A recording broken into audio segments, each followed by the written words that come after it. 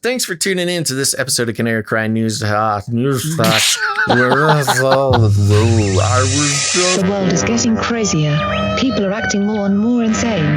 The end of the world is tomorrow. Tomorrow. There's only one thing to do when the world is falling apart. Listen to Basil and Gonz as they discuss this week's news and events through the lens of Bible prophecy. You are listening to Canary Cry News Talk. You're listening to Canary Cry News Talk. Today is June 28th, 2021. This is episode 356. And today, Jab Dragons. Razzle Dazzle, I'm your best buddy Basil. And this is Gonz, your favorite Asian provocateur for Christ. Welcome to the podcast, where we bring you the best news, which is the gospel message of Jesus Christ, while reporting the egregious with a well-rounded, biblically grounded take on world events. Hope everyone had a fantastic weekend. I know I did. I went to the beach, met some peeps for the meetup. Woo! Yeah. Nice. Canary Cry meetup. That's fun. I'm glad you were able to make it there. You were a little wobbly. You said you were going. You left yourself some space to wiggle out of it, but you did it. Good job. Yeah. I got to meet Ciara and her family. Met Kara and her kids, Christian, Brianna. Cool. It was a good time.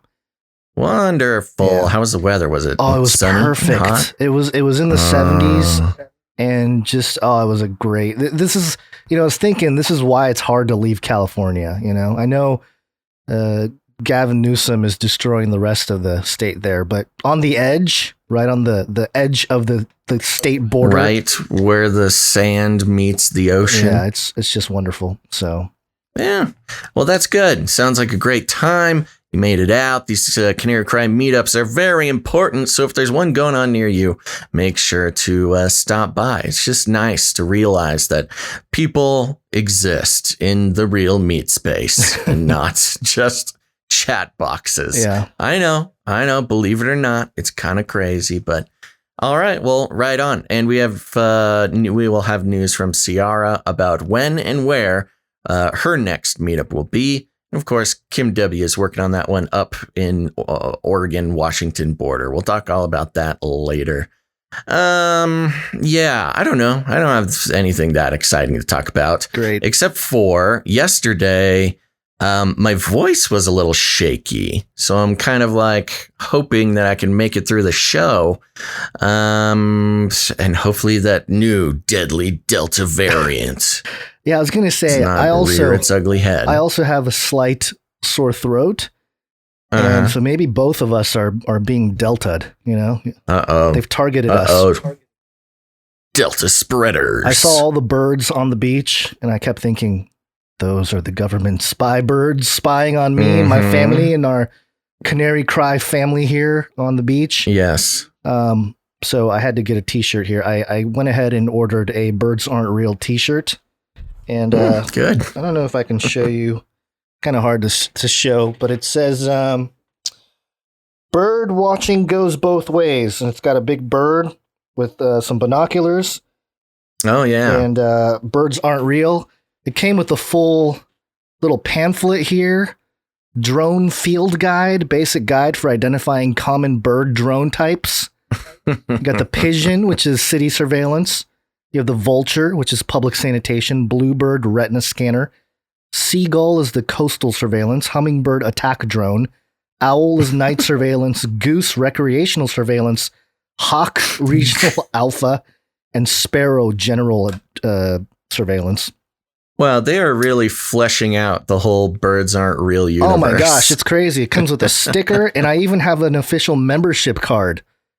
Oh, good. I am one step above you now, Basil, in the Birds Aren't Real world. So there you go. It's true. You're an official drone watcher. I'm a bird skeptic. Yeah, that's funny. Well, we hopefully will get to do a full-length show today, but we should probably get moving if that's going to be the case. Yeah, let's do it. Okay, so what do we got here? We have a real quick. This should have been in the politics section, but just as a as a side note, because we're on Rumble, we're on Odyssey, we're on YouTube, Periscope, Twitch, all these different platforms. But it just hit the news. I think it was this morning. Newsweek, Donald Trump's Rumble account prompts attacks from Gab and Parler founders. This is a little, yeah. You know why? I'll tell you why. The founders of the social media platform Gab and Parler have hit out a video platform, Rumble, after Donald Trump was confirmed to have a verified account on the site. The former president set up his Rumble account on Saturday, with his first video being a live stream of his rally in Wellington, Ohio. Andrew Torba, the CEO of Gab, a free speech social media app beloved by white supremacists and neo-Nazis. Jeez Louise. Okay, Newsweek.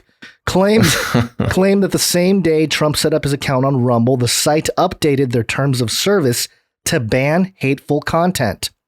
Quote, on the day President Trump joined Rumble, they changed their terms of service to ban hate speech with an explicit ban on anti-Semitic messages, also known as any and all criticism of Israel and or Jewish people, Torba wrote on Gab. No mention of banning, this is a continued quote, no mention of banning anti-white hatred, which is still allowed. According to Wayback Machine a few days prior, their terms did not include these things. Check it for yourself. Then it gets into the Parler guy getting in on the whole thing here too. So in theory, they changed their terms of service to give them the ability to ban Trump if they wanted to. I don't think so. I think it's part of the deal because, as you know, with a lot of the Trump critics, one of the main criticisms was his ties to Zionism and Zionist Israel. And so, you know, just I think it was part of the deal to like, hey, if we're going to be on Rumble, you have to, you know, update your thing to ban any kind of anti-Semitic speech. And so, you know, little jingles like this. Zionist pig! We might just be getting flagged on Rumble now, too. Well, that's okay. Well, we'll see. I mean, honestly, we don't have that many people who watch on Rumble, but still, you know, we're there because some people wanted us there. So we're like, okay, let's do it. But yeah, we'll see. We'll see. That's very interesting. Yeah. All right. Well, you ready for a Flippy update? Flippy update. Do you want fries with that? Okay, folks, it's time for the Flippy update. If you're new to the show, Flippy is the colloquial name for the disembodied robot arms that are taking our jobs, enslaving our children, and flirting with our spouses. We use talking about Flippy as a way to explore all the new, fun, and exciting ways that robots are taking over the world, and now there's nothing we can do about it. Today, I got an article from digitaltrends.com, and the headline is Part Terminator, Part Tremors. This robotic worm can swim through sand. Dun dun dun. Goes like this. That's how they get you. They're under the gosh darn ground, says Val McKee, the hired hand played by Kevin Bacon in 1990s classic comedy creature feature Tremors. McKee is referring to the graboids, an invertebrate species of monstrous giant worms which travel underground, pushing aside dirt while they dig. The folks at the University of California, Santa Barbara and the Georgia Institute of Technology have been working on a robot that's not a million miles from the graboids. While it's currently a lot smaller and far less prone to munching on unsuspecting cattle and humans, it's nonetheless a tunneling snake-inspired creation that's able to burrow through soil or soft sand. And maybe, its creators claim, even one day the surface regolith found on other planets. Is this the future of space rovers yet to come? Quote, we have developed a type of burrowing robot that takes a new approach to burrowing by trying to reduce... It's about time somebody changed the burrowing game. Burrowing has been it's been the same for ages. By trying to reduce resistive forces rather than combating them, Nicholas Niclerio, a graduate mechanical engineering student researcher at UC Santa Barbara, told Digital Trends, quote, the three principles that enable it are tip extension to eliminate drag along the sides, air fluidization to reduce the resistive force of granular media, and asymmetry to control lift forces produced in horizontal burrowing. The robot itself is surprisingly low tech. Its body is made of an airtight ripstop nylon fabric. A nylon tube supplies airs to its tip, which blasts aside the particulate in front of it to clear a path as it wends its underground way. A carbon fiber braid adds torsional stiffness, while a Teflon sheath reduces friction. The robot's movement is pneumatically driven by compressed air or nitrogen, allowing it to move under the surface. Naclerio said he was unfamiliar with the Tremors graboids. Yeah, right, Naclerio. Although the sandworms of Dune, are another story. Yeah. In fact, while the robot was definitely nature-inspired, it seemingly wasn't based on worms or snakes at all. Dun dun dun. I don't believe him. Did you? Oh, you mean I made a robot that's exactly like the worms from Tremors or the sandworms of Dune? Never heard of it. This came from my own imagination. I'm just so cool. I will say, if that is the case and they're telling the truth, then you just exposed yourself for the dark spirits which are guiding you, along with the creators of those films. Yeah, yes, the dark spirits that inspired Tremors. Notoriously, in my own history, Tremors, I think it was Tremors 2, the scene where the cool cowboy couple has their underground bunker filled with guns. I think about that scene all too often. I don't know. There's not much more to this. They just talk a lot about dirt for the rest of the article, basically. Here's what I think is very fascinating about this. For those of you watching, you can see it, but they have an image, a picture of one of these underground sand tremor thingies. And it has like a face. So, there's like the face side and the tail side. You're talking about the robot. The robot itself, yeah. Yeah. And the robot face has a little rectangle and a couple of holes that look like, they look like eyes. Well, they are eyes, I guess. Strangely resembles not just you, but our actual sock puppets from back in the day. I think I have the episode 100 artwork up there for those of you watching. Yeah. And it was you and I as sock puppets.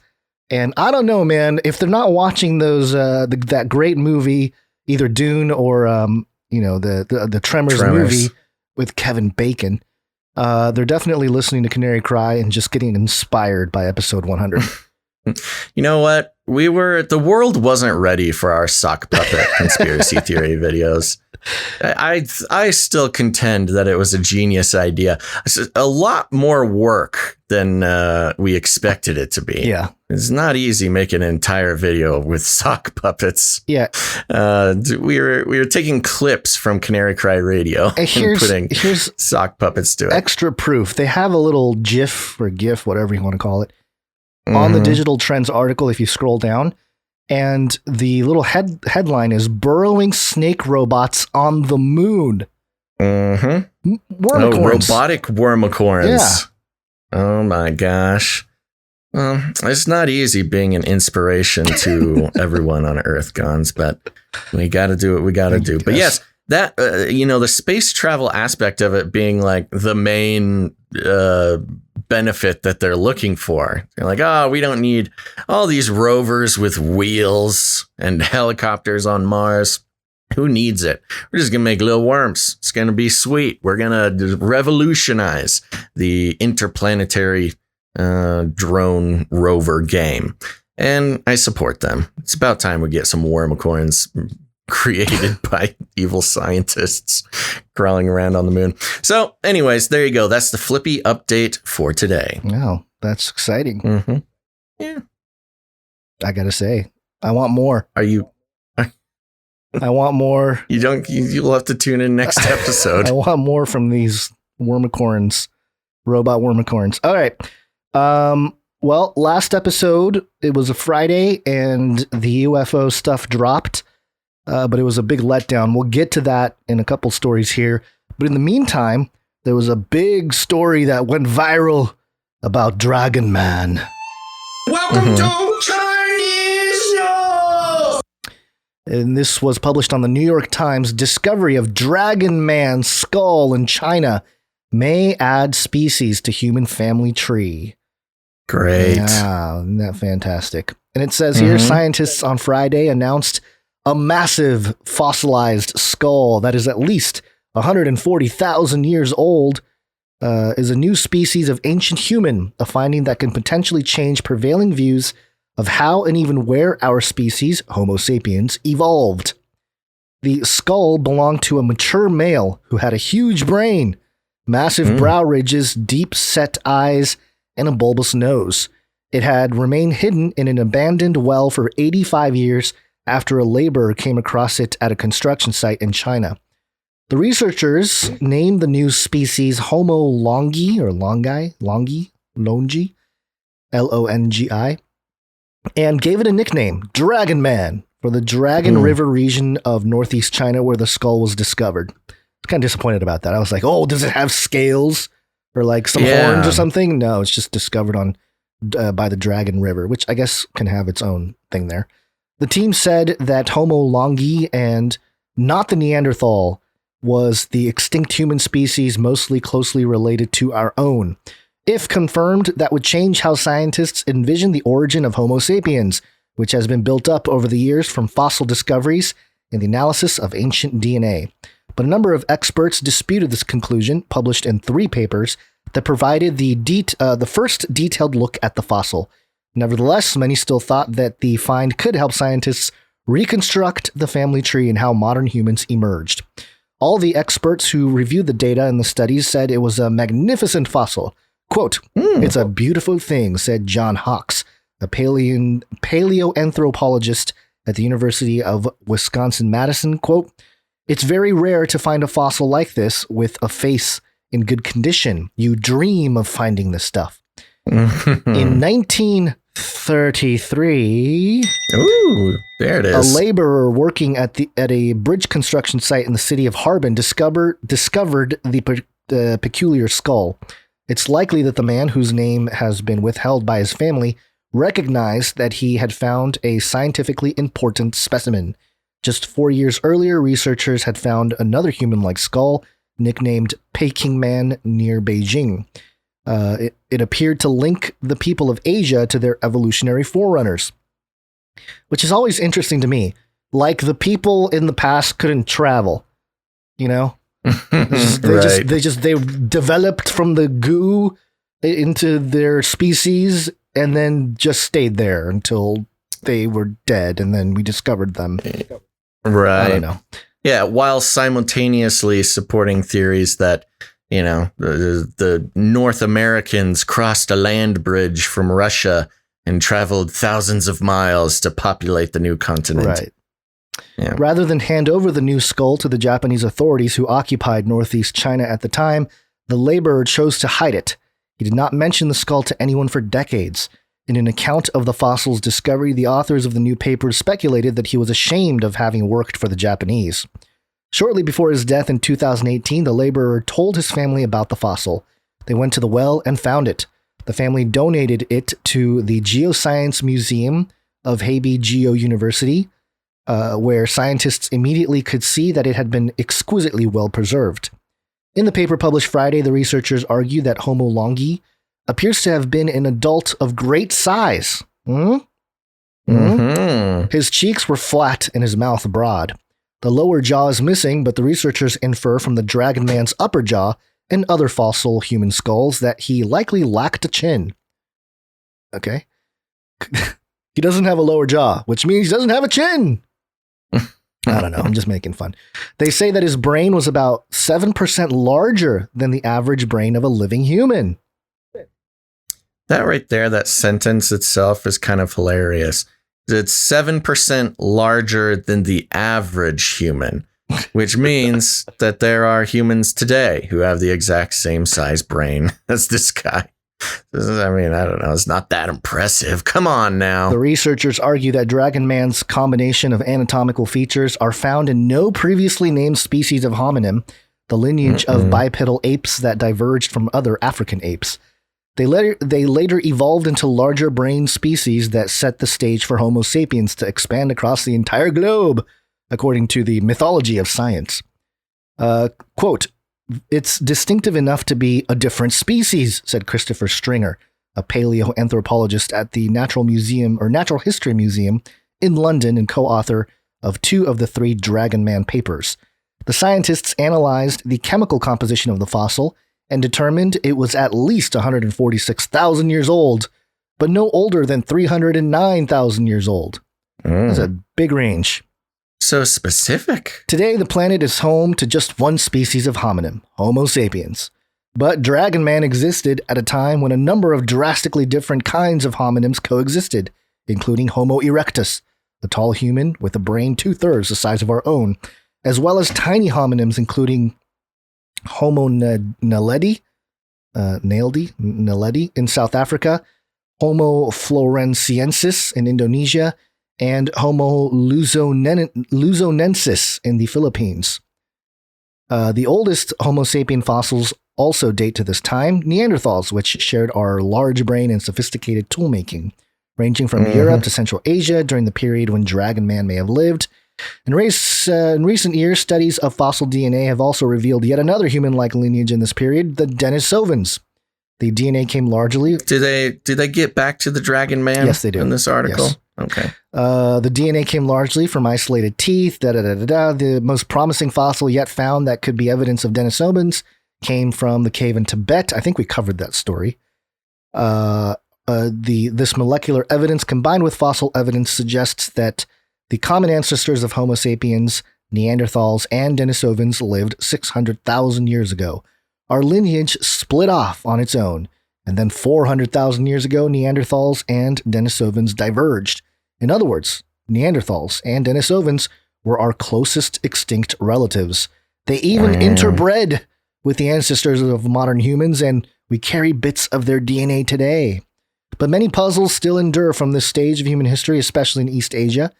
Over the past few decades, paleoanthropologists have found a number of fossils, many incomplete or damaged, I get you, Basil. I hear it. You're getting bored. I get it. I don't want the whole history of fossils. Katrina Harvati, a paleoanthropologist at the University of Tübingen in Germany, who was not involved in the new study, said that the Dragon Man skull could help, quote, clarify some of the confusion. Oh, wonderful. Thank you so much for that.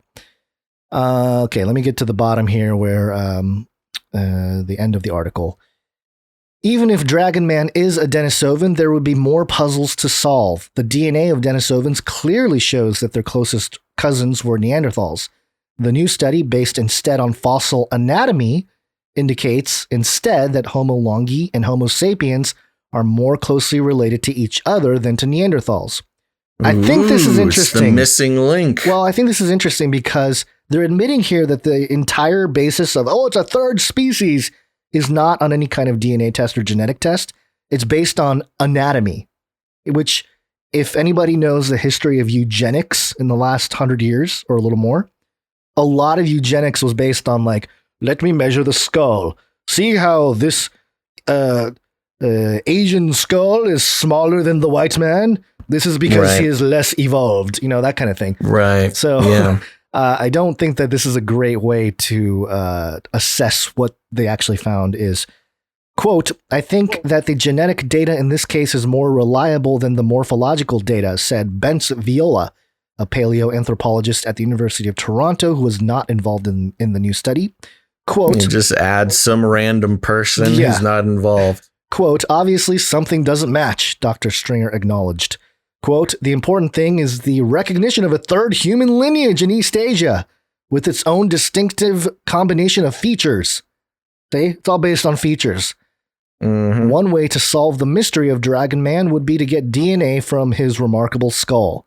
Dr. Stringer said he's ready for more surprises. Quote, it's going to be a more complicated plot. Ooh, so complicated. So I hope they do find some reptilian DNA. I want him to be a real Dragon Man. Because this would, you talk about paradigm shifting thing. Of course, we are aware of the lizard people and the legends of the lizard people ruling our world secretly from the shadows. But if they were like, yeah, we went back far enough and we found that there was lizard people, and then there was monkey people, and and lizard people DNA can still be found throughout the human population. Well, the other thing is, remember when I mentioned about the whole UFO story and my conjecture that it's going to start affecting traditional science, evolution, all the stuff? I think this is another, science is not a fast moving endeavor, especially it shouldn't be. If it is, something's wrong. Right. But especially when it comes to evolutionary history and, again, there's two kinds of sciences. There's the experimental sciences, which you can test in a laboratory and, see if results are repeated. And then there's historical science where you can try to, there's a lot of philosophy of science going on here. Conjecture. It's professional assumption making. A lot of assumption making in terms of how far back something goes, the lineage, the human family tree. And, it is interesting that science is trying to reconstruct the family tree of humanity, and they're just unable to, and they run into all these issues, and just one skull that has some features without any DNA tests. This Stringer guy is like super excited about how they found a third, type. Yeah, it is weird human. how DNA test was not the very first thing that they did with this skull. I know, that's what I'm saying. And how have you not done any DNA tests yet? That's crazy. Yeah, and there's no pictures or anything. It's just one like CGI.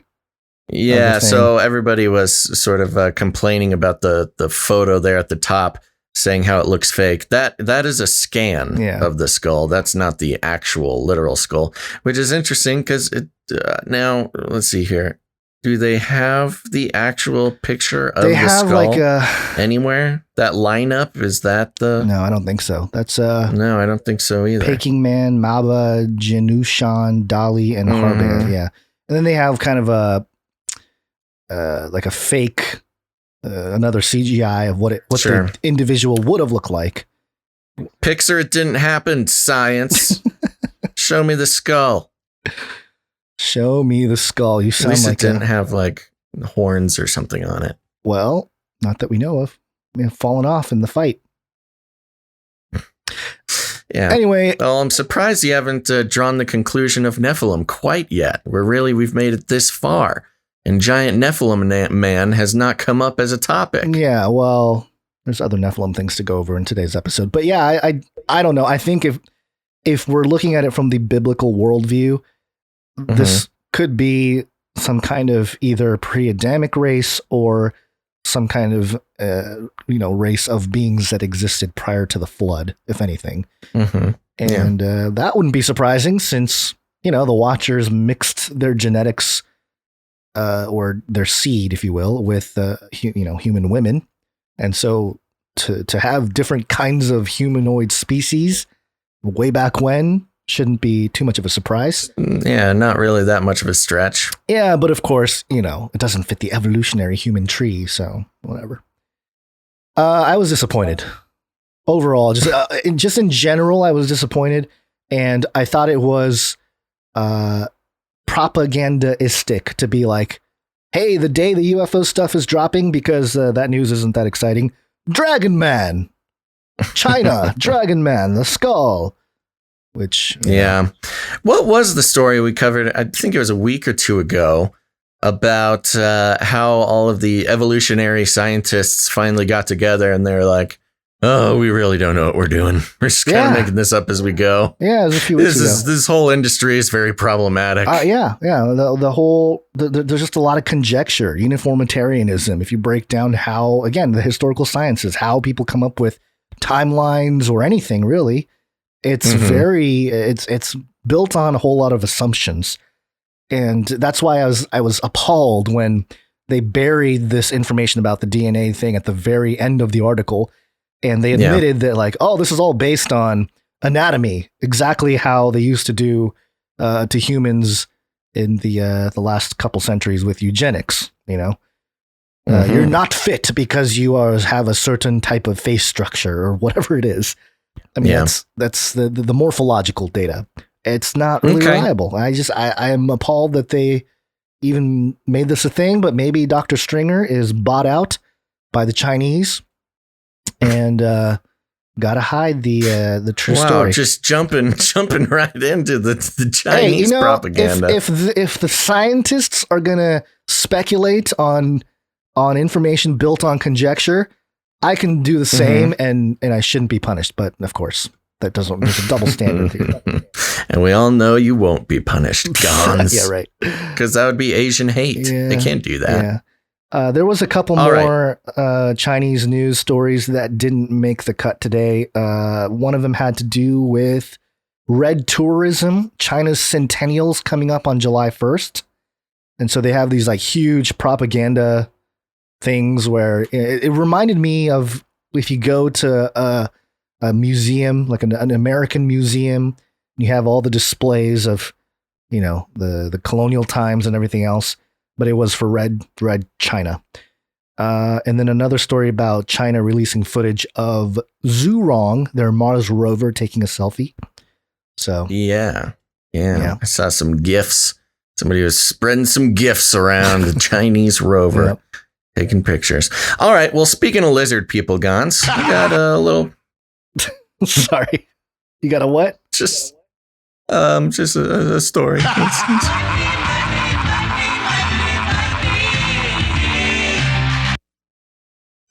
Okie dokie. This is coming from CBSNews.com. This actually came out on the 23rd, so it's been a while, but I guess because you finished out the second half of the show last Friday without me, so I guess you touched on this. Yeah. But I wanted to revisit it because there's some fun details. And the headline is Warren Buffett resigns from Gates Foundation, donates $4.1 billion.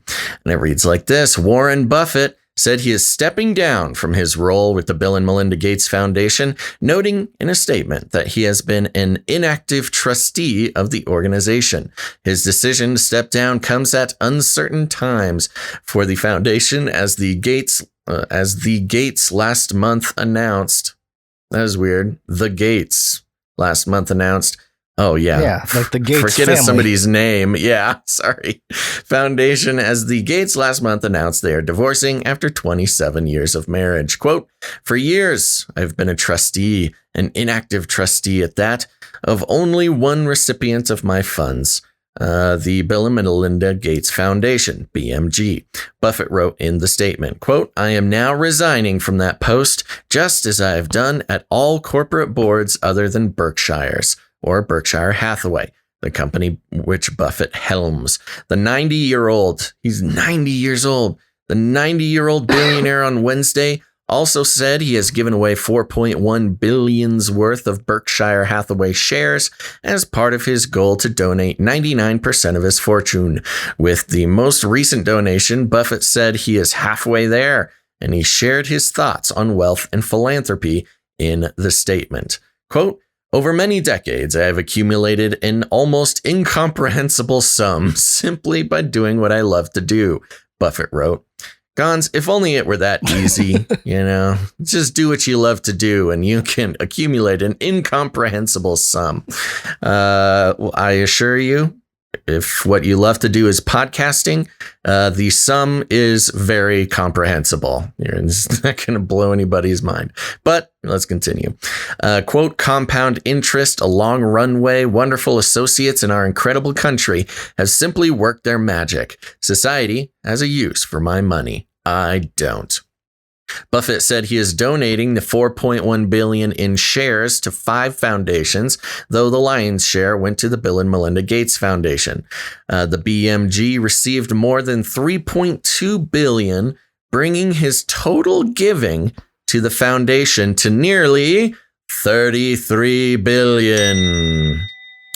BMG CEO Mark Sussman said in a statement, quote, I know Warren's departure raises questions about the foundation's governance, Sussman said, adding he has been, quote, actively discussing with him, Bill, and Melinda approaches to strengthen their governance to provide long-term stability and sustainability for the foundation's governance and decision-making in light of the recent announcement of Bill and Melinda's divorce. I plan to share additional information in July. Now the article continues, and I don't think it's necessary that we go into it, but it goes into a whole conversation about taxes and tax avoidance and rich people and philanthropy. Buffett takes the opportunity to say how he thinks the whole tax system needs to be redone and his secretary shouldn't be paying more taxes than he does, et cetera, which does fit into the prevailing conversation going on right now about, renovations of the tax system, even in conjunction, sort of hand in hand with that conversation was the ProPublica article coming out, divulging the tax practices of billionaires in the U.S. So they kind of took the opportunity to keep that conversation going. But none of the info there is necessarily surprising, unless you saw something you wanted to go into. No, nothing here. The one thing I did mention at the end of last episode was that Warren Buffett famously said Bitcoin is rat poison squared. I don't know if you remember that. Uh-huh. But he recently donated, I think it was 500 million into a Brazilian bank, a Brazilian digital bank, who are now offering Bitcoin products. So, interesting. Rat poison squared, getting in the game. He's getting into his own rat poison game there. And the article ends out with Buffett said Wednesday that his remarks are no swan song. So people were kind of thinking, this is it. Buffett's going out.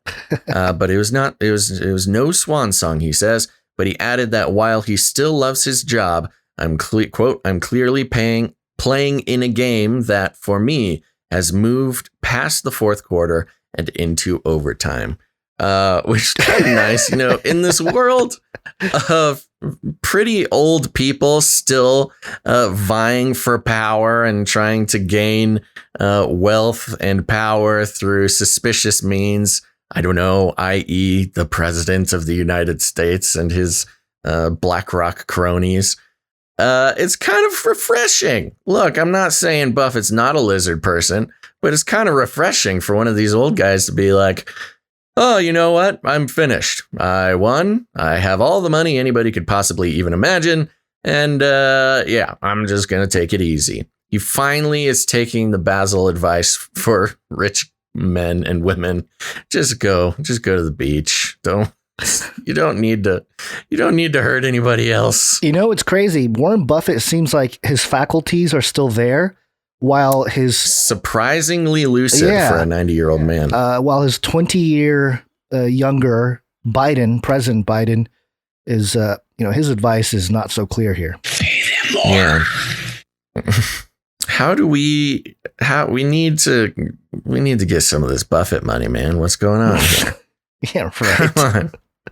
We need this Buffett money. I don't want to touch any of this disturbingly disgusting Buffett money. Hey, it's just investments and compound interest. I loved how that was his explanation for how he got where he is. He's just like, yeah, compound interest, wonderful associates, the country, it's all good. Mostly compound interest.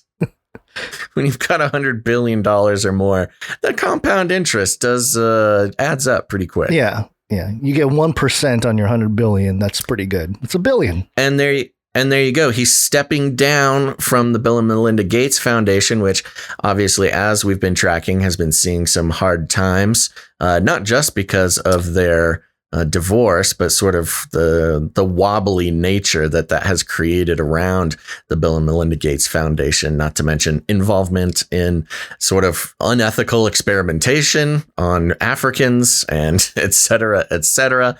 But for Buffett to stand down and wrap it all up by topping $33 billion worth of... you know what it feels like is like Warren Buffett going, I'm already old.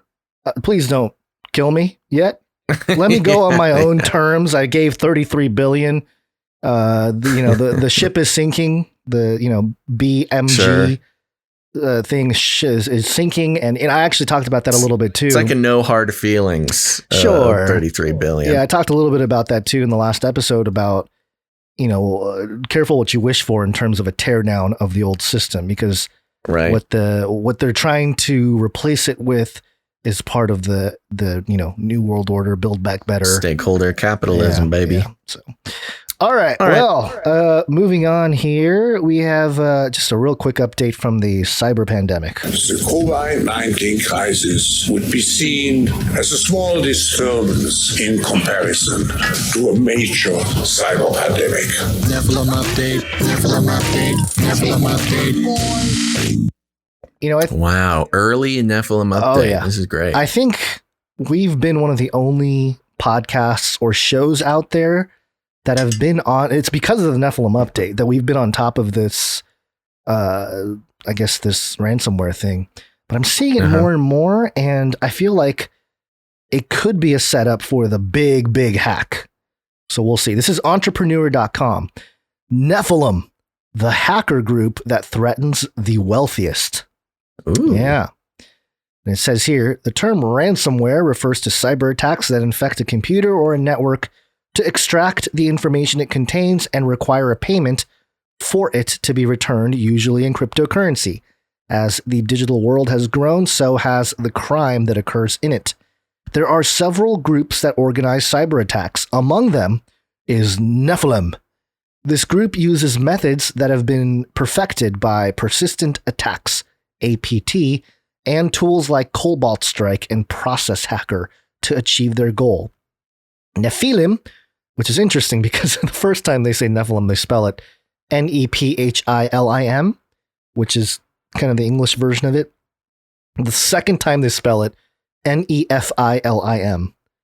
Nephilim is one of the ransomware groups that makes the most money since they only attack corporations, with a turnover of more than $1 billion.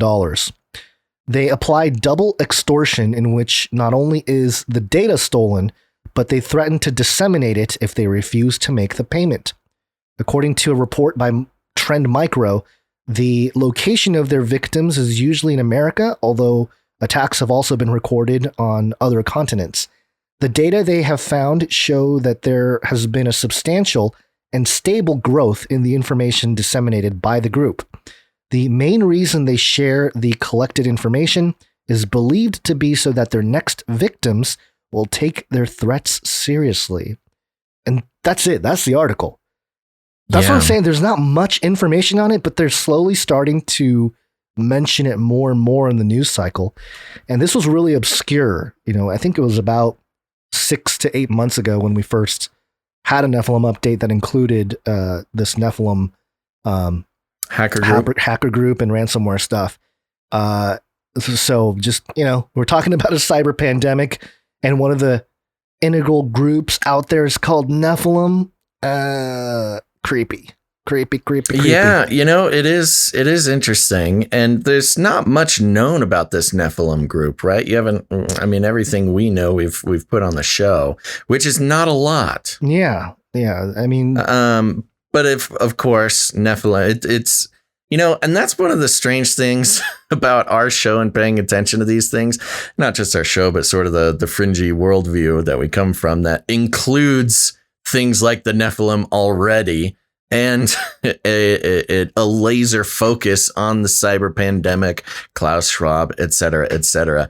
And it's just an interesting connection. Like, what would the biblical Nephilim, what sort of messaging or What would be the influence of this hacker group to call themselves the Nephilim? Is it just a cool word that they found, or are they trying to play some role in the whole cyberscape here, moving into the Great Reset? I don't know. It's one of those things where it's like there's definitely something here, but there's just not enough. There's not enough yet. Off the top of your head, or maybe you know or have something on it, have there been any notable hacks from these guys recently? I recall, well, they were mentioned next to Darkseid. Yeah, earlier. Let me see if they oh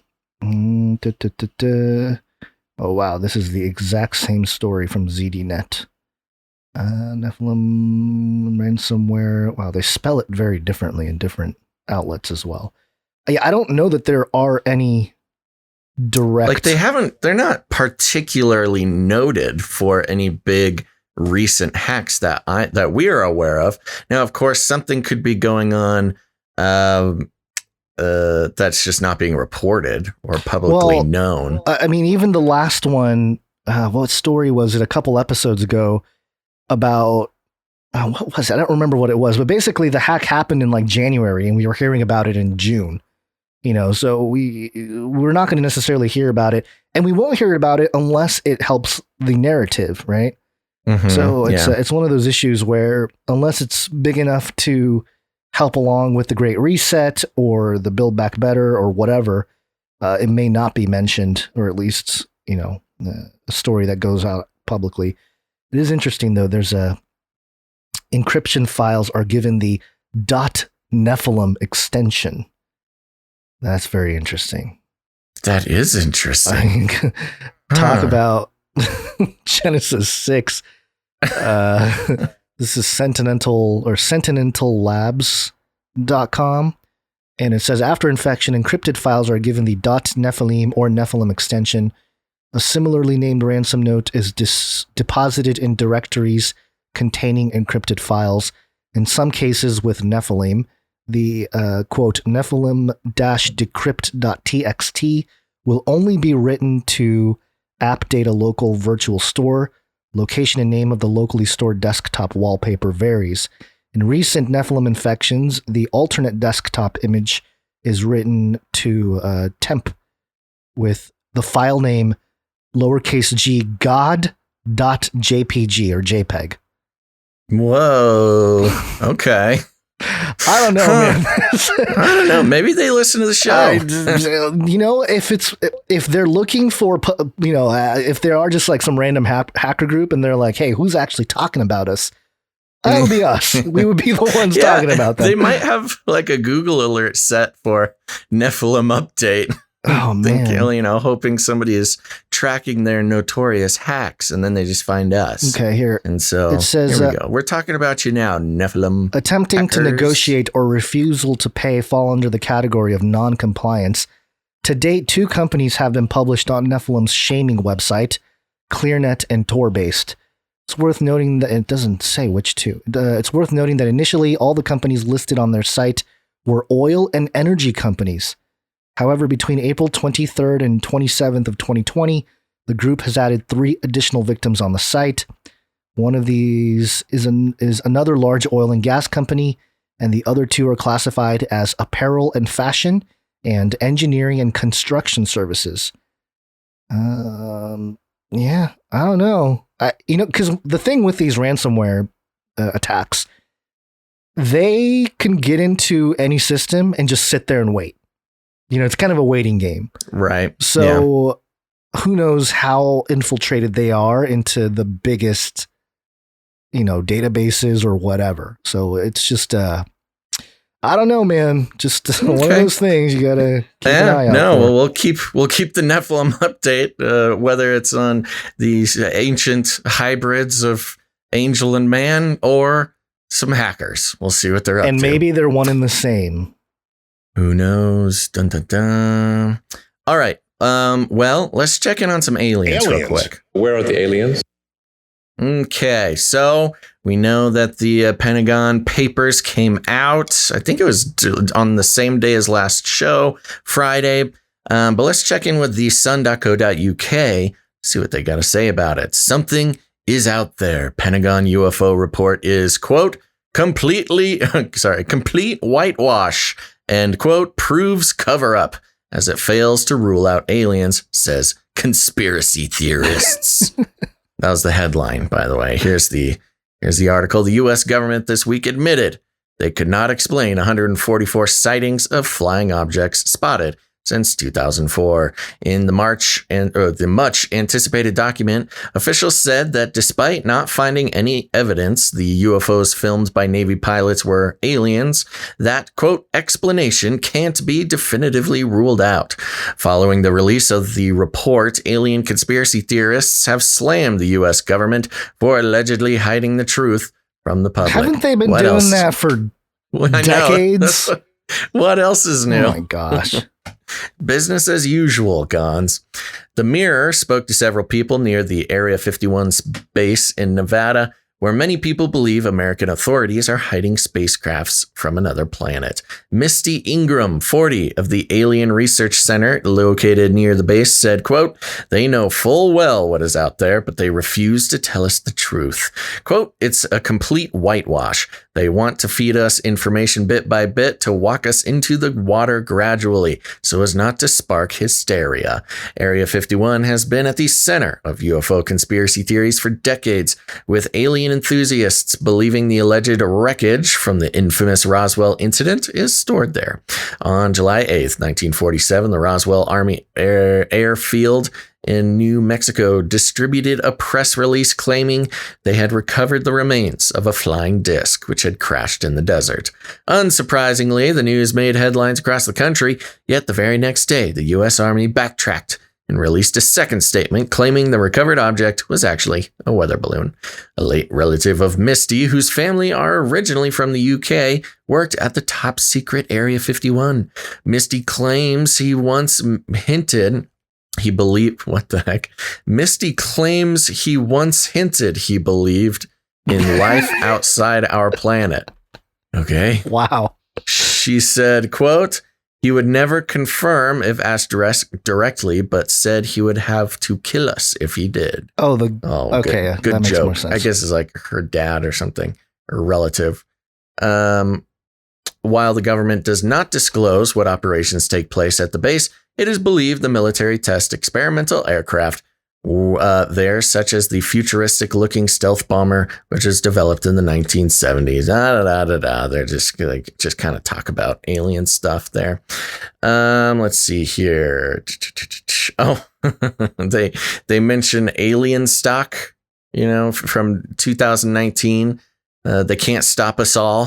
The Storm Area 51 thing, which turned into a music festival in Rachel, Nevada there. That is it. I don't think I need to read any more of this. They're just saying everybody's mad. We're mad and we don't believe them. I understand the reason they would be upset, because ultimately this whole Pentagon thing was, as I mentioned in the last episode when it was breaking, total bust. It was not just a bust, but it was meant to be put out there for the DoD to get more funding and to expand their surveillance apparatus. So it's kind of like, oh, hey, people out there, you want to see actual more information on UFOs? Well, give us more money and give us better technology to spot these things and record them.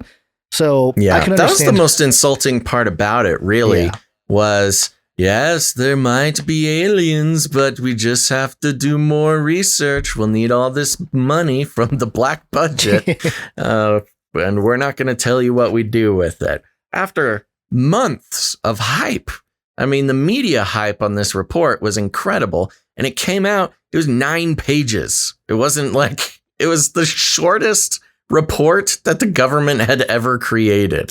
A 9-page report just saying, yeah, there's something out there. I mean, maybe it's the Russians, maybe it's not. We don't know. But if only we had more taxpayer dollars. Why don't they just print more money?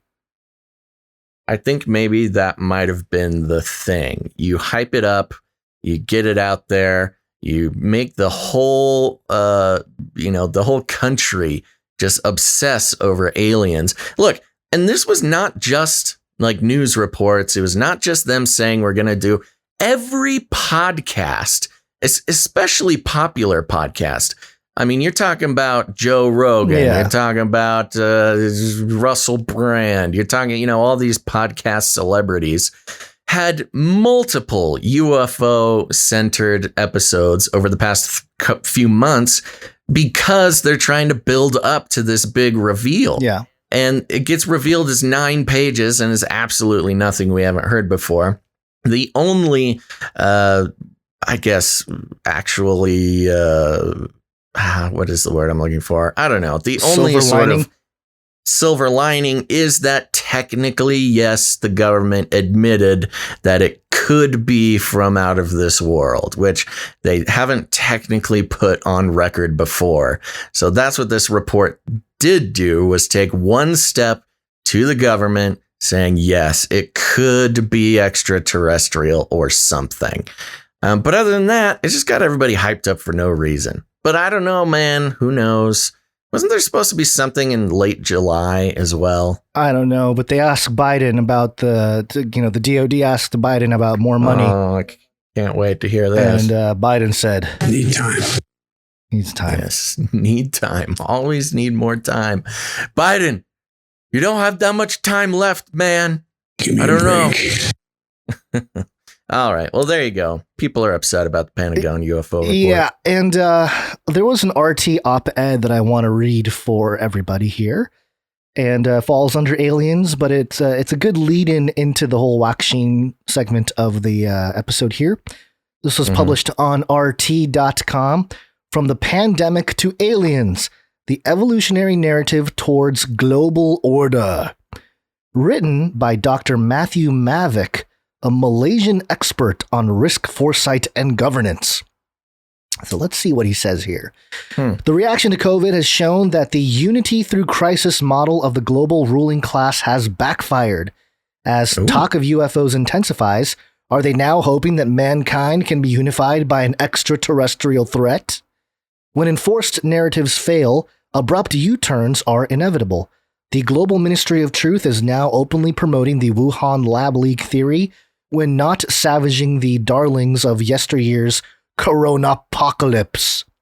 One such fall guy is the British mathematical epidemiologist Professor Neil Ferguson, whose COVID-19 contagion model paralleled the 3.5-hour pandemic simulation exercise called Event 201 in October 2019. Up to 65 million people were projected to die from this contagion. Unsurprisingly, a common denominator between both projections was the omnipresent Microsoft, which helped tidy up Ferguson's code. Experts and politicians the world over naturally, quote, listened to the science, mirroring a teenager's hysterics over another supposedly existential issue. Now, however, shadow-banned links are emerging from Google's search limbo to inform us that Ferguson's code was in fact, quote, a buggy mess that looked, quote, more like a bowl of angel hair pasta than a finely tuned piece of programming, end quote, according to one data expert. This is what our endless lockdowns and coercive vaccination programs were based on. The unity through crisis model of the ruling class is backfiring, and the credibility of their political marionettes is plumbing to new depths. The World Economic Forum's prophesied cyber pandemic, if it ever transpires, will only serve to harden growing public skepticism.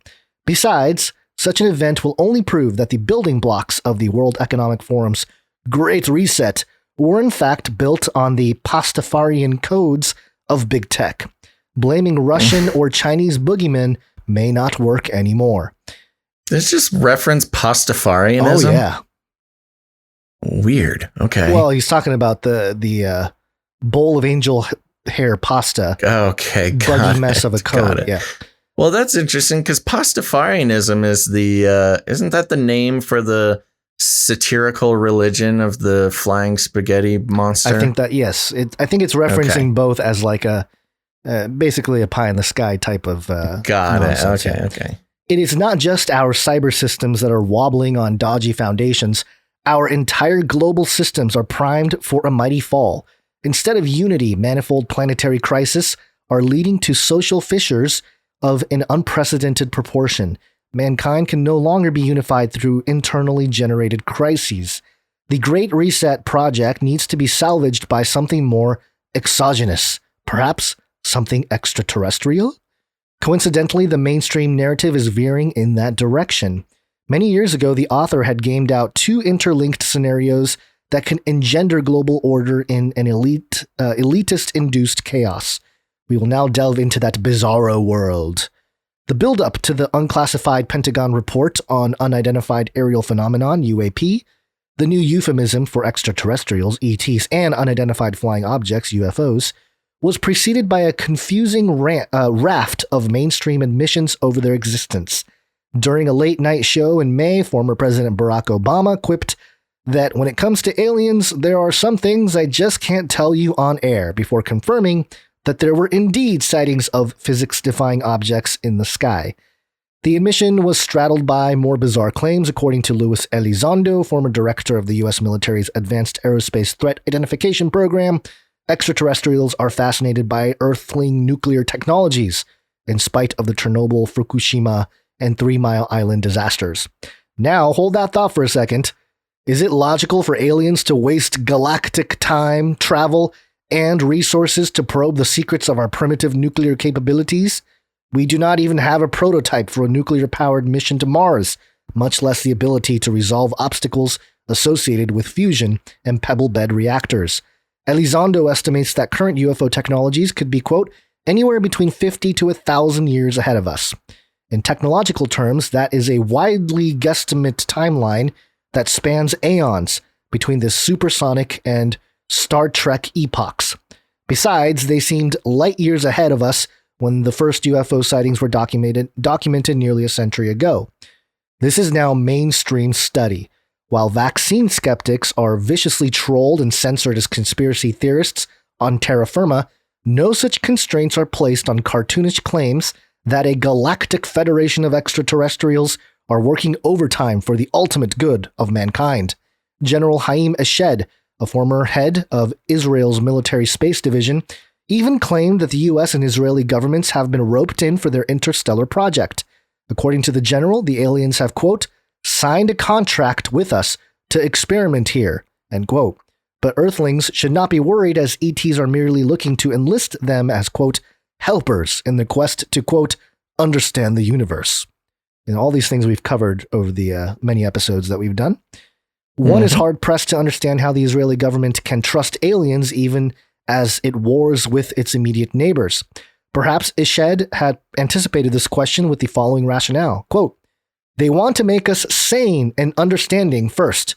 They waited until today for humanity to evolve and reach a stage where we will understand what space and spaceships are, end quote.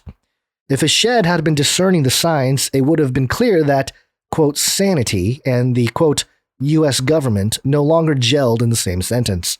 However, for the express purpose of scenario simulation, let us take these revelations at face value. Questions arise, beginning with those of a comedic nature.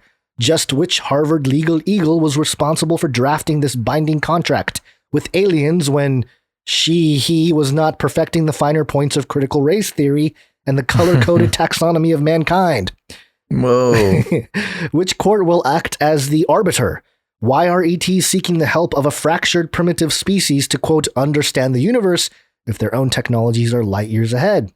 The choice of the United States as a galactic partner also casts these supposed aliens into a very poor light. Why did these benevolent entities remain silent when the US was warring incessantly against much of mankind? Did ETs concur that Saddam Hussein had weapons of mass destruction? Did they throw their weight behind the US's support of the genocidal Khmer Rouge regime in the 1970s and the Free Syrian Army decades later? It is essential for humans to evolve, purify, and enlighten themselves. Is it essential for humans to evolve, purify, and enlighten themselves through bloodletting and genocide? This is the Darwinian worldview of Adolf Hitler. If there is an iota of Jeez. truth, I know he's goes in hard. It's hard, dude. If there's an iota of truth to Eshed's claims, then one must infer that the entities he invoked are not benign. Overall, mainstream admissions such as these read like a poor-written sci-fi plot. They also contradict the fringe theory that the human evolution was expedited by ET tinkering with human DNA, giving rise to legends of gods in various religions. If they possessed such capabilities millions of years ago as per a conventional evolutionary timeline, then the cure for COVID-19 would have been delivered yesterday. It's unlikely, this is almost done here, it's unlikely the UFO report will unify mankind against an extraterrestrial other, as many globalists secretly hope, despite a USA Today headline which reads, quote, UFOs have done what COVID-19 never has, unite Republicans and Democrats in Congress. Likewise, any physical manifestation of aliens down the line may be instinctively viewed as a machination of global elitists and their big tech partners. There is, however, a particularly binary set of circumstances under which alien manifestations could be used to coerce global unity. Order out of chaos. While the Davos crowd works towards a great reset or a new world order or whatever, there is just one niggling problem. Nervous saying that word. Hardly any of them possesses a scintilla of credibility anymore. Their sole accomplishment thus far has been the enrichment of the top 0.001% at the expense of a growing horde of renters. These sociopaths even have the gall to declare that we, quote, will still be happy with our serfdom by 2030. Again, I'm telling you, this guy listens to our show. There's therefore... I was going to say, this is an op-ed on RT. Yeah, it's crazy. It is therefore logical to assume that any great reset will be inalienably contingent on the denunciation and punishment of its very architects. It would be a highly placating outcome for the vast disenfranchised masses that have been reeling from years of Pastafarian technological promises, lockdown regimes, and woke propaganda. A series of incriminating leaks may emerge to expose the culprits in flagrante delicto. This may include irrefutable evidences of rigged financial markets, pandemic shenanigans, and literal skeletons in the closet. Is it a coincidence that the global elite are now feverishly censoring free speech under the guise of combating fake news? They will need total panoptic control by 2030, and they are running out of time. The fight back against the Great Reset will be recast as a populist revolution to undo all the wrongs done against humanity. The chorus of Never Again may ring out once more, this time without tribal boundaries. Out of this populist cauldron may emerge a great unifier, a world leader who will unite mankind and restore our broken societies under a brand new global order, perhaps in concert with the alleged help of otherworldly entities. Let's face it, a desperate generation is a gullible one. If this scenario sounds preposterous, bear in mind that it broadly resonates with biblical end times eschatology. Whoa. Otherwise, it made little sense for Pope Francis to declare that he was willing to baptize aliens when the moment arrives. Baptism is the formal act of initiation into the Christian faith, an act of believing in the ultimate salvation of all men, anthropos in the original Greek of 1 Timothy 4:10 and similar verses. Anthropos solely refers to humans, not extraterrestrial entities. Is the Pope toying with the idea of a new universal religion alongside a new universal society? This hybrid, quote, plan of universal salvation is somewhat echoed in Isaac Asimov's Foundation trilogy. In Asimov's series, two separate galactic civilizations were established for the long-term survivability of mankind. The one based on science and technology ultimately failed. The other, based on psychic wizardry, succeeded. Wouldn't it be more potent to combine both paradigms if this were possible? At the end of the day, though, current mainstream UAP chatter may be directed by a very down-to-earth agenda. As the Intelligencer reports, quote, perhaps wasting over $1.6 trillion on the disastrous F-35, spending over $2.26 trillion on the war in Afghanistan, and facing a flat budget for 2021, the Pentagon simply wants a flashy reason to demand more money, end quote. Aliens or not, global order cannot be accomplished without an omnipotent and omniscient military. Beam the budget up, Scotty. There you go. Wow. Does this mean that we're Russian propaganda? Well, Or maybe did that's this make it on? maybe that's the setup for people like us. It does feel a little bit like a setup, huh? I'm not saying he nailed every point of sort of the ethos we work off here, but definitely sounds like he could be a listener. But yeah, the fact that it's on RT, which sort of broadly gets the label of Russian propaganda, yeah, maybe that's sort of the play here. It's like, Well, hey, look at this guy. The part that surprised me the most was the idea that, based on all of the corruption that's exposed, will come a unification that will ultimately be what their ultimate goal was. So coming out of the populist movement, which has been kind of our take on some of the exposing of everything going on anyway. So yeah, interesting. There's a couple people asking for the link to that article. Remember, after every show, when the podcast gets posted after the live show, all articles and links will be available at canarycrynewstalk.com on the most recent show notes post there. So just tune in about an hour after the show and you can get all the links and more. Okay, well, should we move on into the Wackchine updates?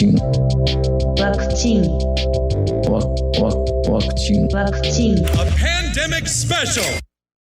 Okay, just going to be checking in on some of the latest with the Wackchine and COVID stuff across the world. Guns, I threw a little link in there to a video on Twitter I just wanted to draw our attention to real quick. Yeah, I see it. Yeah, and let's pull this up here. This is from a user. I found it during the show, so I've not been able to verify anything, but this is from Anthea. And the tweet says, Canadian civilians blocking the only entrance to the province, demanding to search 18-wheelers to make sure no vaccines enter the province. And there's this video here of some Canadians stopping trucks on the road. Now, you might be tempted to maybe imagine like something you would see in America with like a Antifa or Black Lives Matter violent raid on truckers. This is not the case, at least in this video. But that's, I like to keep in touch. I like to keep my fingers on the pulse of the Canada situation. We've got a lot of great Canadian listeners, and some of the moves that the Canadians are willing to take against the tyrannical movements of their government have been pretty interesting. So I just wanted to bring this on here. There's a lady, I have not listened to the whole video with the audio, so I'm not sure if there's any, adult language or anything, but what do you think? Should we take a look at it? I've been playing it in the background here for those watching. We can play with audio if you'd like. Yeah, I don't know. The second half has some lady yelling something, but just wanted to touch base on that video. Let everybody know that I see it. Let's give it a go here.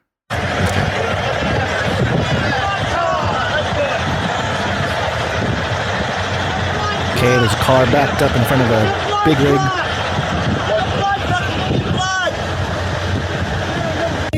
Will the news people please go live? So we're being asked to let a vaccine truck through because vaccines are important. But yet if we're vaccinated, we aren't allowed to travel. So how are the vaccines important? No vax trucks past this point. Woo! She's really passionate. No vax trucks past this point. Okay. Very interesting. Somebody made a point in the chat. How bad could Canadian adult language even be? That's true. All right, so that's happening. There is also this article from CBS. Oh, it's not an article. Well, it is an article, but we also have a clip. You want to play that? A couple clips. The headline of the article from CBS News, Arkansas governor says final FDA approval of COVID-19 vaccine would help fight hesitancy. So here's a couple clips here from that. One of the states with the lowest vaccination rates in the country is Arkansas. Joining us from Little Rock is Governor Asa Hutchinson. Good morning, Governor. Good morning, John. Good to be with you. Thank you for being with us. The University of Arkansas Medical Sciences had to reopen its COVID wing, and the CEO there said, we have seen a 300% increase in the numbers of patients hospitalized. What's going on? Well, those that are being hospitalized are those that have not been vaccinated. And what you see in Arkansas, and that probably replicates some of what you see across the country, is that in March and April, whenever we were struggling with vaccine supplies, that we started getting our vaccines out there. You saw our cases go down dramatically. And when our cases went down, the demand for vaccines was reduced as well. And so what you have is that people started feeling comfortable. People saw the cases, the hospitalizations down, and so the urgency of getting the vaccine slowed down. We've got to make sure that we do everything we can to get the word out, which we have. We've used incentives that have not been very successful. We've obviously done marketing for our vaccines. We're educating, doing everything that we can, and we're up to a 50% of adults already are vaccinated, but we've got to get that higher. We're doing everything we can to encourage that, and I think if incentives don't work, reality will. And as you see the hospitalizations go up, the cases go up, I think you'll see the vaccination rate increase as well. Yeah, he said a lot in there, but yeah, you pointed out the first thing, which is that people that are in hospitals and are getting infected are the people. He said all of them, he said, which is not true. There's plenty of breakthrough cases, especially with the Delta variant shenanigans. And then he admitted that they've done a whole campaign and it hasn't gone well. Yes, it has not gone well, I don't think. It's too cringe, a lot of it. And notice how they talk about, or he mentions that the COVID cases or hospitalizations, I forget which one he actually mentions, have been up 300%. I think. Just what are the numbers? Because if it was one and now it's 3 people, 300% is not that big a deal. What are the actual numbers? Did you say 300 or 30? He said 300%. Oh, wow. Okay. Which is like, that's fine. It sounds like a big scary number, but what are the actual numbers of hospitalizations? There were 3 people and now there are 9. Shut it down. Right. Shut her down. Well, that's how it is in Australia. There's like 1 person infected and they're like, lockdown again.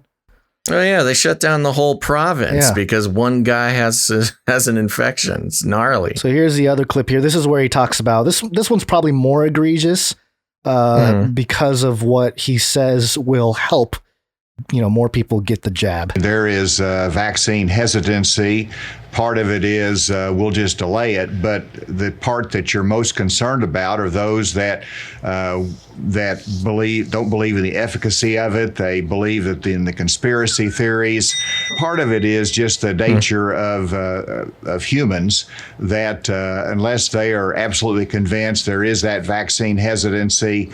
One of the challenges was the fact that this is under FDA emergency use authorization, and so we need to get that research completed so it can be final approval. I think that will help. Well, whenever they see emergency use authorization, that then they say, well, they haven't made a final approval. They haven't got all the research completed that is needed on there. They want to do more study. And so it was approved as emergency use. And so for that reason, you can't mandate it. We don't mandate it in Arkansas. We have to rely upon the education. And part of that is, even though there is a minor level of risk with the vaccine, the risk is so much greater if you get COVID. And that's what we're seeing now. One person that I am familiar with in terms of the story, they mocked the vaccine. They ultimately got COVID. They're on a respirator now, and their life is in jeopardy. That's what we've got to continue to educate and realize lives are at stake to encourage the vaccine. Who's the they he's talking about there? I missed it. It just clicked in when I heard him talk about the respirator.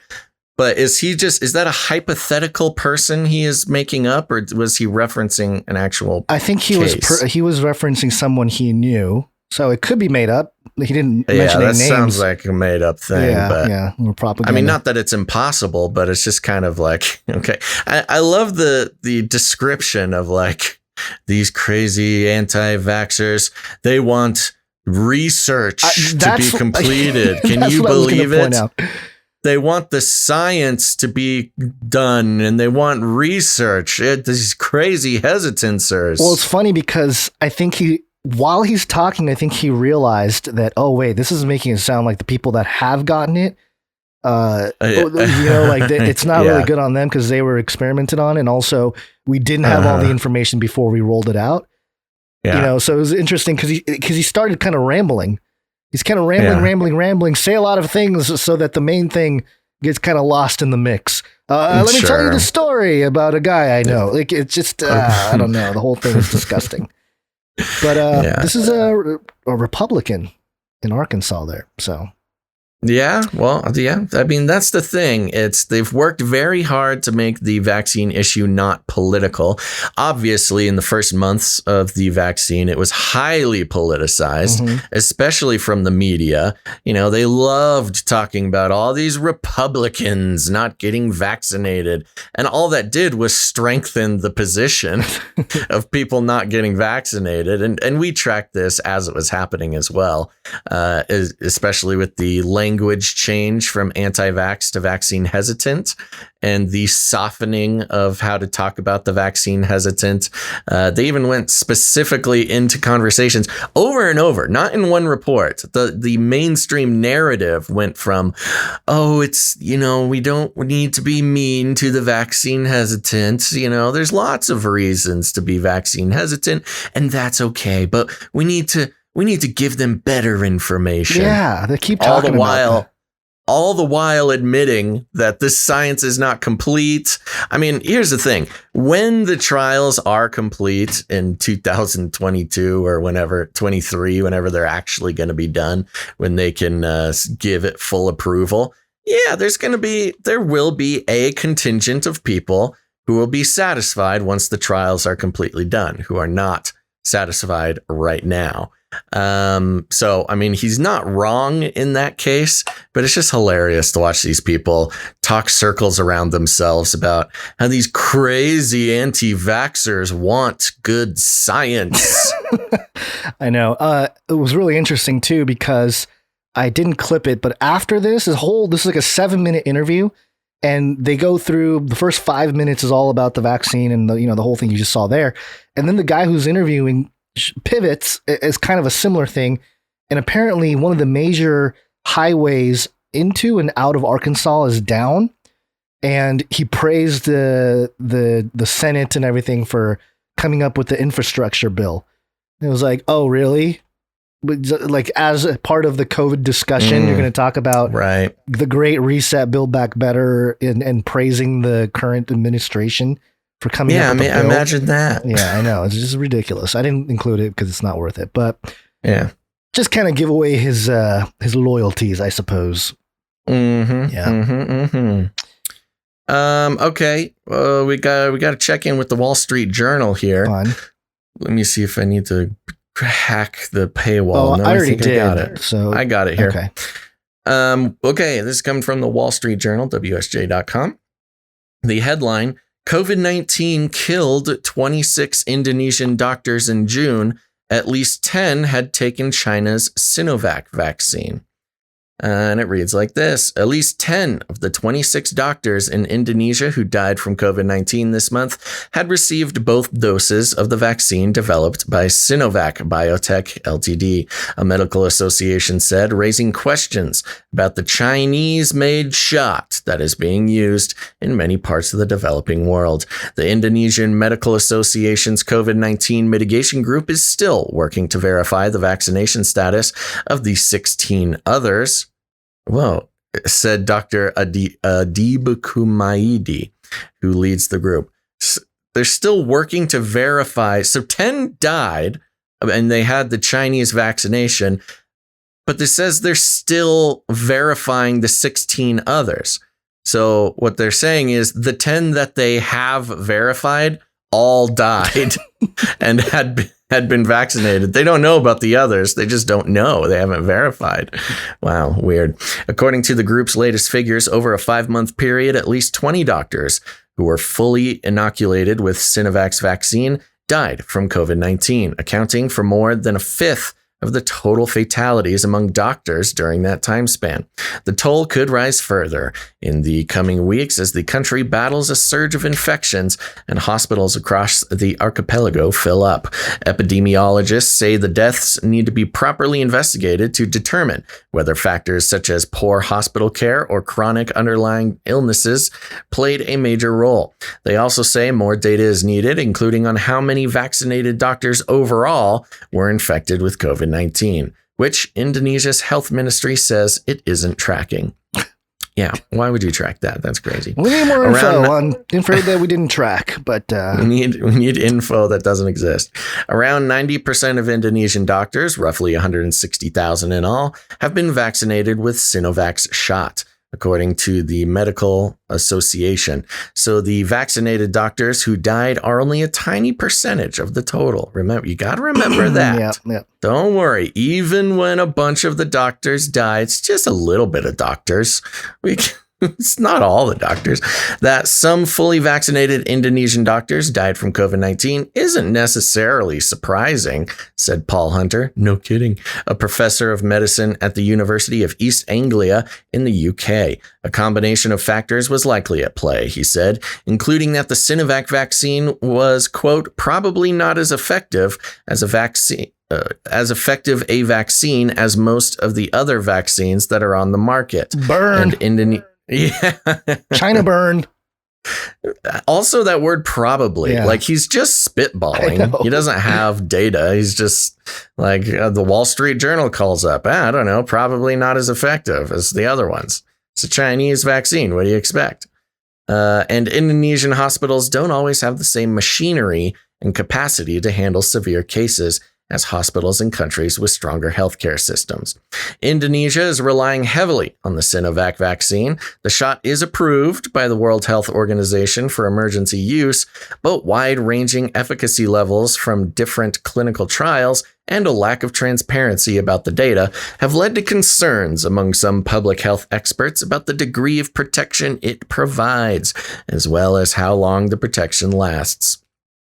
Its efficacy in preventing symptomatic infection was as low as around 50% in a study from Brazil, though the vaccine has shown higher efficacy in preventing severe COVID-19 cases. Authorities in Chile said in April the shot was 80% effective against death from COVID-19 2 weeks after a second dose. Indonesian authorities said last month that a retrospective study comparing how vaccinated and unvaccinated doctors in the capital, Jakarta, had fared against COVID-19 showed Sinovac's shot was highly effective in preventing death. The study was conducted before the current wave of infections, which is being driven in part by the highly transmissible Delta variant of the virus, which contributed to a devastating surge in India. It isn't known how many doctors who died in Indonesia this month were infected with that strain. Apparently, they don't do a whole lot of tracking. They don't track anything, it looks like. We're really not sure about anything. A government spokeswoman said the individual circumstances of the doctor's death needed to be investigated to draw conclusions about the vaccine. In some hard-hit areas of the country, such as Kudus in central Java, most of the several hundred vaccinated healthcare workers who were infected with COVID-19 had mild symptoms and made quick recoveries, the spokeswoman Siti Nadia Tarmizi said. Quote, "It really can't be said that Sinovac isn't ideal." It really can't be said that Sinovac isn't ideal. That means they're saying it is ideal. So Sinovac is ideal, she's saying. All right. It's a weird way to put it. Well, the article wraps up here in a second. Data gathered by the Medical Association shows the death toll among doctors is... It's weird that she's calling it ideal when 10 doctors have died after being vaccinated and possibly another 16 more. Data gathered by the Medical Association shows the death toll among doctors is down from the country's last surge in December and January when vaccinations had just begun and around 60 doctors died in each of the 2 months from COVID-19. So far in June, 26 doctors have died. And let's see, talks about another city. Go to the last paragraph there. Last one. Yeah, we'll finish it up here. The deaths should prompt authorities to consider booster shots.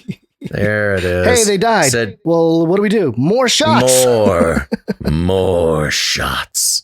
The deaths should prompt authorities to consider booster shots, said Jin Dong Yan, a professor of molecular virology at the University of Hong Kong. Medical workers in Indonesia should be given another dose of Sinovac vaccine or of a U.S.-developed shot to ensure stronger protection, he said. Dr. Adib of the Indonesian Medical Association's COVID-19 mitigation unit also said booster shots may be necessary, adding, quote, "We don't know how long the antibodies last. Booster shots forever." Booster. Part of the interesting thing about this is every country is relying on medical authorities to do what they do. And in this case, the part that stood out to me is the World Health Organization having emergency, the emergency, similar to what we have here, authorization, kind of like how the FDA did in America, the World Health Organization did for Singapore. And so there's no consensus, but then the tyrannical leaders of science are like, yes, we declare. And they have all these people take shots, and when people die, it's like, well, still better than nothing. We need more shots. More shots. I don't know, man. This thing is out of control. And it is true. I think it's exposing a problem with authority when it comes to science. And hopefully people will wake up to it. And and it's also interesting too, in the sort of developing Cold War with China, where they're sort of already in the hot seat about the origin of the virus. And now they're making billions of dollars selling shoddy vaccines to developing countries. Yeah. It's just not a good look. Yeah. Well, we were surprised, or at least I was surprised, that Israel pushed out Bibi. We have a new leader there. And what does he say? According to the BenningtonBanner.com, the latest, Israel's new leader urges youth to get vaccinated. Oh, more of the same. Gotta do it. Jerusalem, Israel's new prime minister, is urging the country's youth to get vaccinated as coronavirus case numbers have crept up in recent days due to a localized outbreak of the Delta variant. Naftali Bennett's comments came at a meeting of the government Sunday in Jerusalem. Quote, "We don't want to impose any restrictions, not on parties, on trips, or anything like that. But specifically because of this, if you don't want restrictions, go get vaccinated today. Talk to your parents and get vaccinated," he said. That's like super doublespeak, isn't it? Like we don't want to lock you down, but if you don't want to get locked down, go get vaccinated. We can't force you. Yeah, well, but it's the same language that we've seen in the US and the UK of like, you can get your freedoms back once you are vaccinated. Just do it and you can be free again. It's like any freedom that I need to earn with a vaccine is not a freedom. Yeah. Israel reinstated a mask mandate indoors. Oh no, amid a rise in new infections in the past week. Israel's health ministry of truth recorded 113 new coronavirus cases Saturday. The prime minister also says the government has appointed a special director in charge of managing the country's border crossings, with particular emphasis on Israel's main international airport and preventing the spread of the coronavirus and other diseases. Bennett said the appointment of Roni Numa, a former army general, aims to step up the country's efforts, quote, "to prevent the entry of this virus and variants and other future viruses from around the world into Israel." Many of the new cases reported in the past week were traced to individuals who had arrived from abroad. Very convenient there that they needed to get to work, right? They needed something to do. So they're like, well, the virus is still out there. The variant. But more of the same, it seems, from this new leader. Yeah, well, that's not necessarily surprising. No. I mean, Bibi was pro-vax too. I know. That's, yeah. All right. Well, it's not just Israel. Of course, we got to check in with the U.S. Oh, no. And this is coming from Bangor Daily News. What is Bangor Daily News? I don't know, but it's a AP article. So it is, yes. So this is mirrored from the Associated Press. The headline is, as variant rises, vaccine plan targets movable middle. Gons. This is this term that's popping up. The movable middle. Are we the movable middle or no? Are we? I don't know. I don't think so. Let's find out. Let's see what the movable middle is. It goes like this. Thrown off stride to reach its COVID-19 vaccination goal, the Biden administration is sending A-list officials across the country, devising ads for niche markets. Well, we are niche markets, cons, and enlisting community organizers to persuade unvaccinated people to get a shot. That word persuade there, it just makes me a little uncomfortable that that's the word they chose. But okay, the strategy has the trappings of a political campaign. Again, as we battle to depoliticize the vaccine, we'll have a political campaign to get people vaccinated. The strategy has the trappings of a political campaign, complete with data crunching to identify groups that can be won over. But the message is about public health, not ideology. Liar. The focus is a group health officials term the, quote, movable middle. Some 55 million unvaccinated adults seen as persuadable, many of them under 30. Quote, we're not just going to do the mass vaccination sites, said Health and Human Services Secretary Xavier Becerra. Quote, it's door to door. It's movable clinics. We're doing vaccinations at church, the PTA meeting, the barber shop, the grocery store. When I was reading this, I was thinking, am I just going to see it when I just go out, run errands? There's going to be a vaccine guy here, a vaccine thing here. There'll be like an ambulance type thing or a windowless white van creeping around your neighborhood, and you just have to walk up. It used to be, hello, citizen. It used to be, you walking out of a store and it's like, hey, you want to support this child whatever thing, and then you'd say, oh, no, thanks. But now it's going to be, are you vaccinated? Child, whatever. You mean Save the Whales people? Just whatever. There's all kinds of stuff out there. I mean, the same people or the same places where the Girl Scouts are selling Girl Scout cookies. Yeah, which again is strange because I don't think you can legally go around asking people if they're vaccinated or not. So I'm not sure this door-to-door, have you been vaccinated, citizen? We identify you as the movable middle. We have crunched the numbers and you are in the persuadable group. And if they ask, I'll just say, yeah, because, I have gotten some, like mumps vaccines and stuff when I was born. We've all been vaccinated against something. The article continues. Officials have seized on a compelling new talking point. Ooh. Okay.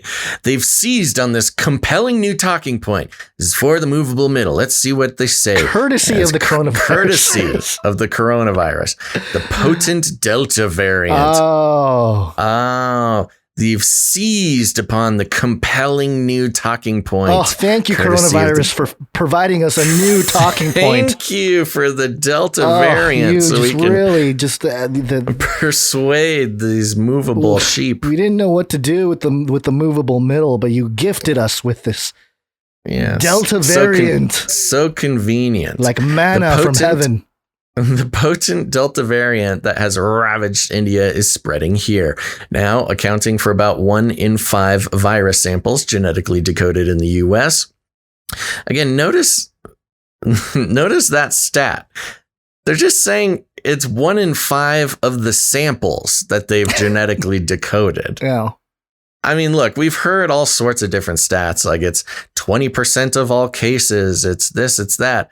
But this is just saying it's 1 out of 5 of the samples we've decoded. All right. The more transmissible mutation has gained a foothold in Mountain West and Heartland states. Many of those infected are young and unvaccinated.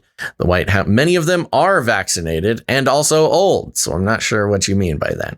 The White House has lent its top names to the vaccine push. President Joe Biden visited a mobile vaccination site in Raleigh, North Carolina on Thursday. Earlier in the day, First Lady Jill Biden held the hand of a woman at a drive-through vaccination site in Kissimmee, Florida. Doug Emhoff, the husband of Vice President Kamala Harris, has racked up thousands of frequent flyer miles visiting at least 18 or 19 states by his count. Okay. The administration also... Nobody cares about this guy. He can't even remember how many states he's been to. The administration also has recruited celebrities and athletes. Oh, good, because we all trust what they have to say. Including country music star Brad Paisley and the Tampa Bay Lightning hockey team. It has teamed up with Twitch and Riot Games to reach online gamers, with Panera and Chipotle to offer free food to those getting a shot. Manna from heaven, or the corporate leaders, corporate heavens. The message, as Surgeon General Vivek Murthy put it, quote, "If you are vaccinated, you are protected. If you are not, the threat of variants is real and growing." Sorry. It's really shameless. I shouldn't shameless. laugh. It's, sorry. Sorry, Susan. And it's also just wrong. If you're vaccinated, there are thousands of breakthrough cases. People are still getting very sick with COVID, even though they're vaccinated, but that's fine. It's unclear. I mean, just according to the CDC, if you believe what they have to say, it's unclear how well the levers of persuasion are functioning. Vaccination rates have dropped below 1 million a day, and there's no sign yet of a turnaround. The administration has acknowledged that it will fall short of its goal of having 70% of adults vaccinated by July 4th. At this point, about 170 million American adults have received at least one vaccine dose, representing roughly 2/3 of those 18 and older.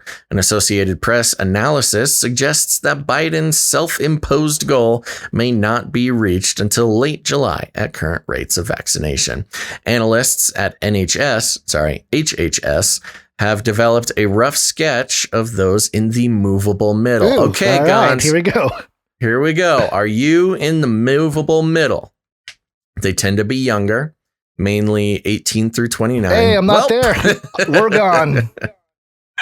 Most are not college educated. Oh, well, I am. Interesting. Are you? Yes. Are they trying to say the unvaxxed are uneducated? I think that's what they're trying to say. Well, not only the unvaxxed, but the persuadable. Oh, right. This is the persuadable middle. Right. Okay. Yes. Okay. This is the movable middle. The persuadables are young and not college educated, and political independents predominate. Black and Latino adults are more likely to fall in this category than people of other backgrounds. Racist. Come on. This is like, wow. Think about the boardroom there at the HHS.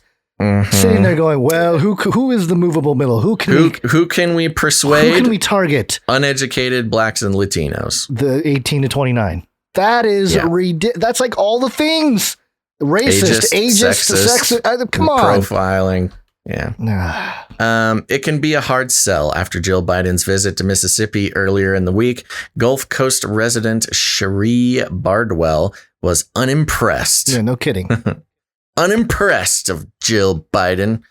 She said Biden's comment that vaccines might feel like a miracle, but there's no faith required, sounded to her like a dig at people with Christian beliefs.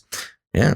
Quote, she said shots are miracles that don't require faith. The Bible says just live by faith, said Bardwell, who follows news about the First Lady's visit.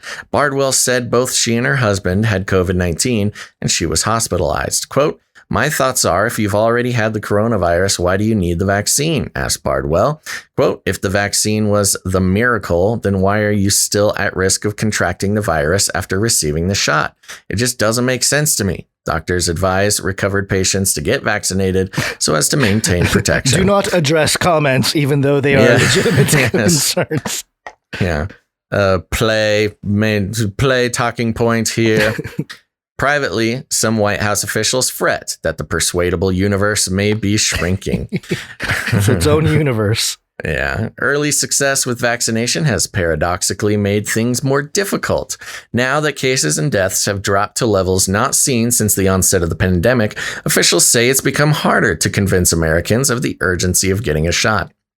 Yeah, because maybe it's not that urgent anymore. Particularly younger people who already knew they were at low risk of serious complications. There's quite, we'll finish it out here. Biden official says they recognize that it's going to take more than celebrity pitches to close the deal. In Knoxville, Tennessee, a retired hospice and home care administrator has become a volunteer COVID-19 response organizer in the Black community. Cynthia Finch is one of many around the country to whom federal health officials have turned as, quote, trusted messengers. Finch dubbed her local vaccine strategy the 3 Vs. She started with what she calls vaccine partners, such as local hospitals and universities, to create a framework. Then she organized volunteers to give shots by working with professional groups, including a Black nursing sorority. Finally, she reached out to pastors and community organizers to provide venues where people could come together to get their vaccines. Finch estimates these efforts have led to thousands of people getting fully vaccinated. Estimates. Again, where's the tracking, people? She said she is used to dealing with skepticism, particularly given the history of substandard care in minority communities and the use of Black patients in medical experiments without their consent. She tries to listen carefully to objections and concerns and respond with factual information that's on point. Quote, when you start telling them things they can relate to, it kind of calms them down, she said. Great quote. Her own motivation is personal. Finch said a close friend lost 2 brothers days apart to COVID-19, and that motivates her to keep working. Quote, people are still dying, she said. While applauding the Biden administration's efforts to get Americans vaccinated, some public health experts say there are limits to what persuasion can achieve. The administration has ruled out vaccine passports. Sorry, just to interrupt. They keep saying persuasion. Yeah. Just replace that word with propaganda. This is really what it is. I mean, persuasion is barely a better word than propaganda. Yeah, that's what I'm saying. I mean, they might as well. Yeah. I know they're trying not to say propaganda, but that's what it is. The persuasion is just like a euphemism. Especially since all the science that they are claiming is ironclad is by the admission of the health officials of not just the US, but also the world is shaky at best. Yeah. And yet, that's what it is. It's persuasion, it's propaganda. It's not the science currently. The administration has ruled out vaccine passports that could become a ticket to benefits such as international travel. Yeah, they've ruled out the unconstitutional restriction of travel due to health history. Good for them. Give them a big pat on the back. But Dr. Lena Wen, a former Baltimore health commissioner, said a federal verification system that people could use to prove their vaccination status could still be an incentive. Hold on. How is a federal verification system to prove their vaccination status different from a vaccine passport? And also, how is it an incentive? You should get your vaccine so you can go on this federal list. I don't know. You want to be on a list with the government? Well, get your vaccine. Your dreams can come true. Sorry. Quote, setting an aspirational goal of 70% was the right goal for the Biden administration, but I wish they had not been so hesitant about vaccination requirements, she said. Quote, we are going to be in a position where the majority of the country is going to be vaccinated, said Wen. Quote, why should they be held hostage by a minority of the population who are potentially endendering everyone else? They're not endangering everybody else. Listen to this crazy doublespeak here. I'm sorry. Why would the vaccinated be held hostage by the unvaccinated? What do you think is the exact thing that you are doing to the unvaccinated by threatening their freedoms, threatening their travel? You are literally gaslighting unvaccinated people. This is, it's not a joke. That is straight up gaslighting, psychological manipulation towards the unvaccinated. You evil unvaccinated dirty dog are holding hostage those good citizens who took their shot when they were told to. Administration officials show no signs of budging in their position. The federal government is not planning to create a database of people who have been vaccinated, Murthy said. Ricardo Alonzon Zaldivar, the Associated Press, oh, that's just the writer. Yeah, there you go. Well, yeah. So I don't know. It's kind of the same language that we've heard over and over, but it's interesting. Again, they really pushed this word persuasion. And it seems like almost the entire reason for this article was to shift the language from propaganda to persuasion. And again, with the blatant gaslighting of the unvaccinated in this article, and it's not just this article, you see it all the time. Part of that gaslighting is turning persuasion into a friendly term.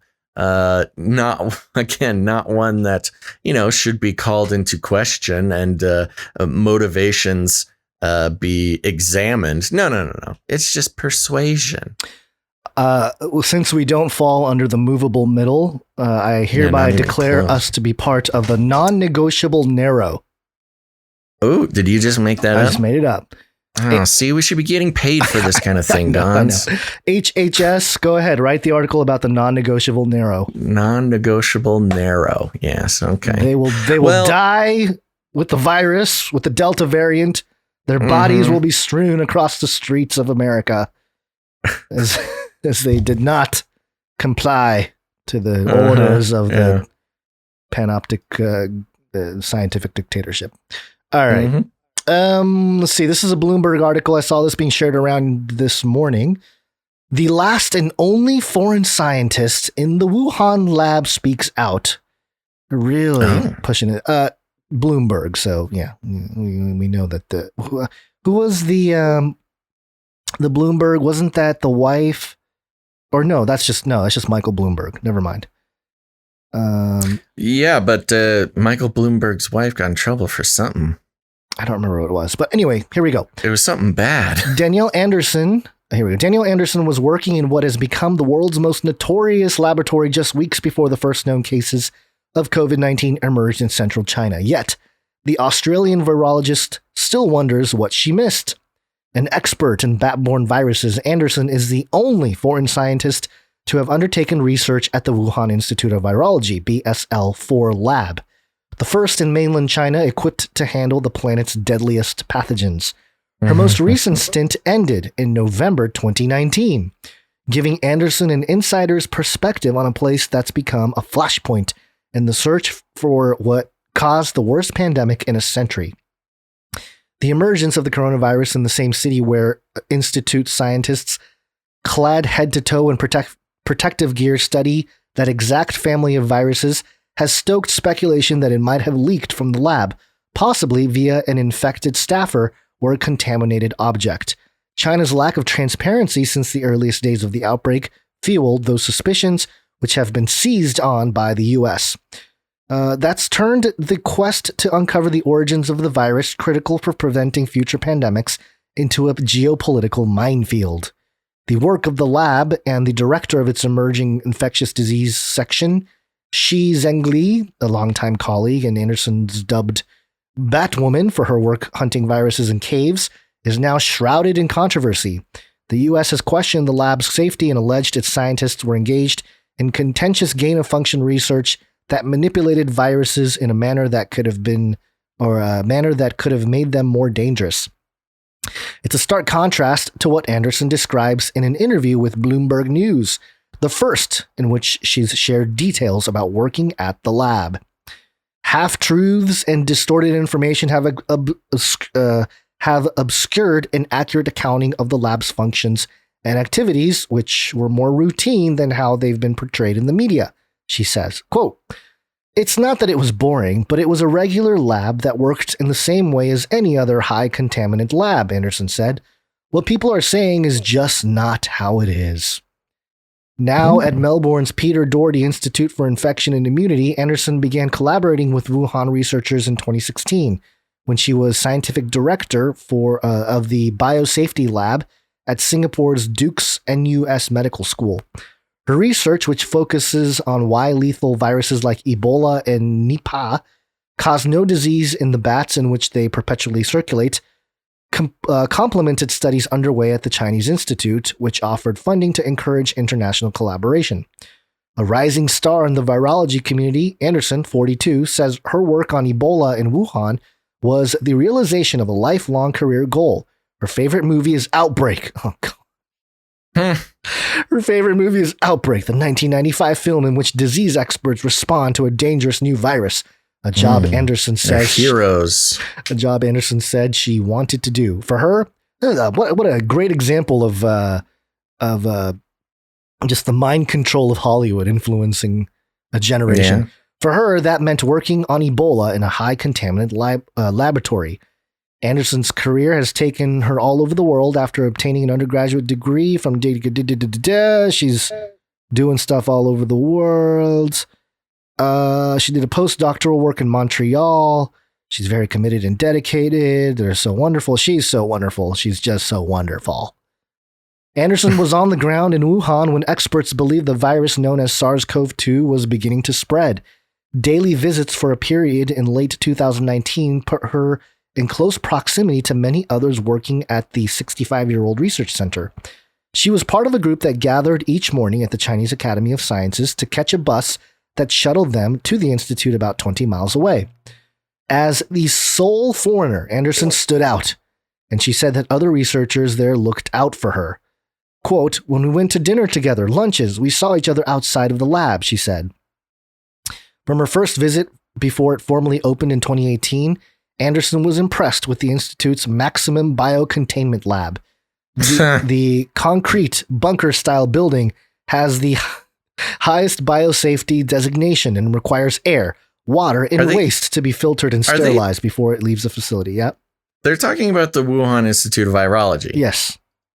This is like straight propaganda. She's impressed. Yeah, she's impressed. Yeah, straight propaganda. She's impressed by the lab that had multiple safety infractions 2 years before the pandemic. Yes, but of course, this is, remember, you got to, it's a propaganda piece to, prop up the WIV. So there were strict protocols and requirements aimed at containing the pathogens being studied, Anderson said. The researchers underwent 45 hours of training to be certified to work independently in the lab. 45 hours is not that much, but I guess, okay. The induction process required scientists to demonstrate their knowledge of containment procedures and their competency in wearing air-pressured suits. Quote, "It's very, very extensive," Anderson said. She's like glorifying this process. That doesn't mean mistakes can happen or that things can leak. You know what I mean? Like, I know she's making it sound like, oh, they went through all the measures, but it doesn't guarantee anything. Yeah. Entering and exiting the facility was a carefully choreographed endeavor, she said. Departures were made especially intricate by a requirement to take both a chemical shower and a personal shower, the timings of which were precisely planned. Wow, sounds dictatorship-ish. Sounds like China. The rules are mandatory across BSL-4 labs, though Anderson noted differences compared with similar facilities in Europe, Singapore, and Australia in which she worked. The Wuhan lab uses a bespoke method to make and monitor its disinfectants daily, a system Anderson was inspired to introduce in her own lab. She was connected via a headset to colleagues in the lab's command center to enable constant communication and safety vigilance, steps designed to ensure nothing went awry. However, the Trump administration's focus in 2020 on the idea the virus escaped from the Wuhan facility suggested that something went seriously wrong at the institute. The only one to specialize in virology, viral pathology, and virus technology of some 20 biological and biomedical research institutes of the Chinese Academy of Sciences. Virologists and infectious disease experts initially dismissed the theory, noting that viruses jump from animals. Yeah, we know all this stuff. We know. And yet China's actions raised questions. The government refused to allow international scientists into Wuhan. Yes, we know. Never sick. China's obfuscation led outside researchers to reconsider their stance. Last month, 18 scientists writing in the journal Science called for an investigation into COVID-19's origin that would give balanced consideration to the possibility of a lab accident. Even the Director General of the World Health Organization, Tedros Adhanom Ghebreyesus, said the lab theory hadn't been studied extensively enough. But it's U.S. President Joe Biden's consideration of the idea previously dismissed by many as a Trumpist conspiracy theory that has given it newfound legitimacy. Biden called on American intelligence agencies last month to redouble their efforts in rooting out the genesis of COVID-19. What was it was like a 90-day window, right? I think we still have a couple more months before we find out the results of that.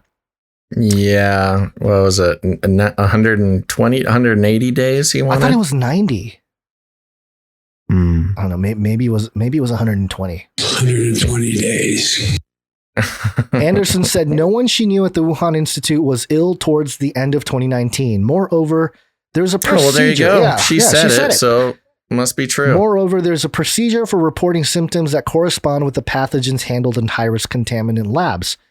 Quote, if people were sick, I assumed that I would have been sick, and I wasn't. She said, what? Okay.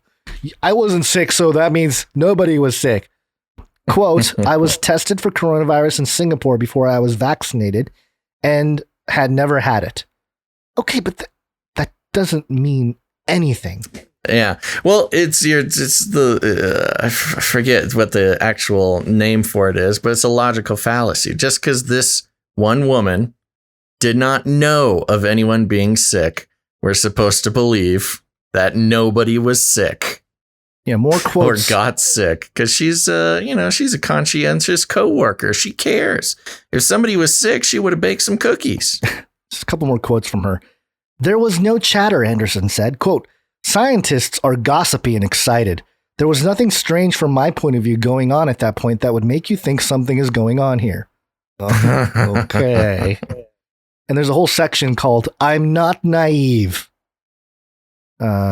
What in the world? It's not that it's impossible the virus spilled from there. Oh, okay. Buried at the bottom of this article. Mm-hmm. It's not impossible the virus spilled from there.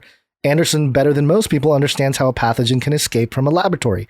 SARS, an earlier coronavirus that emerged in Asia in 2002 and killed more than 700 people, subsequently made its way out of secure facilities a handful of times, she said.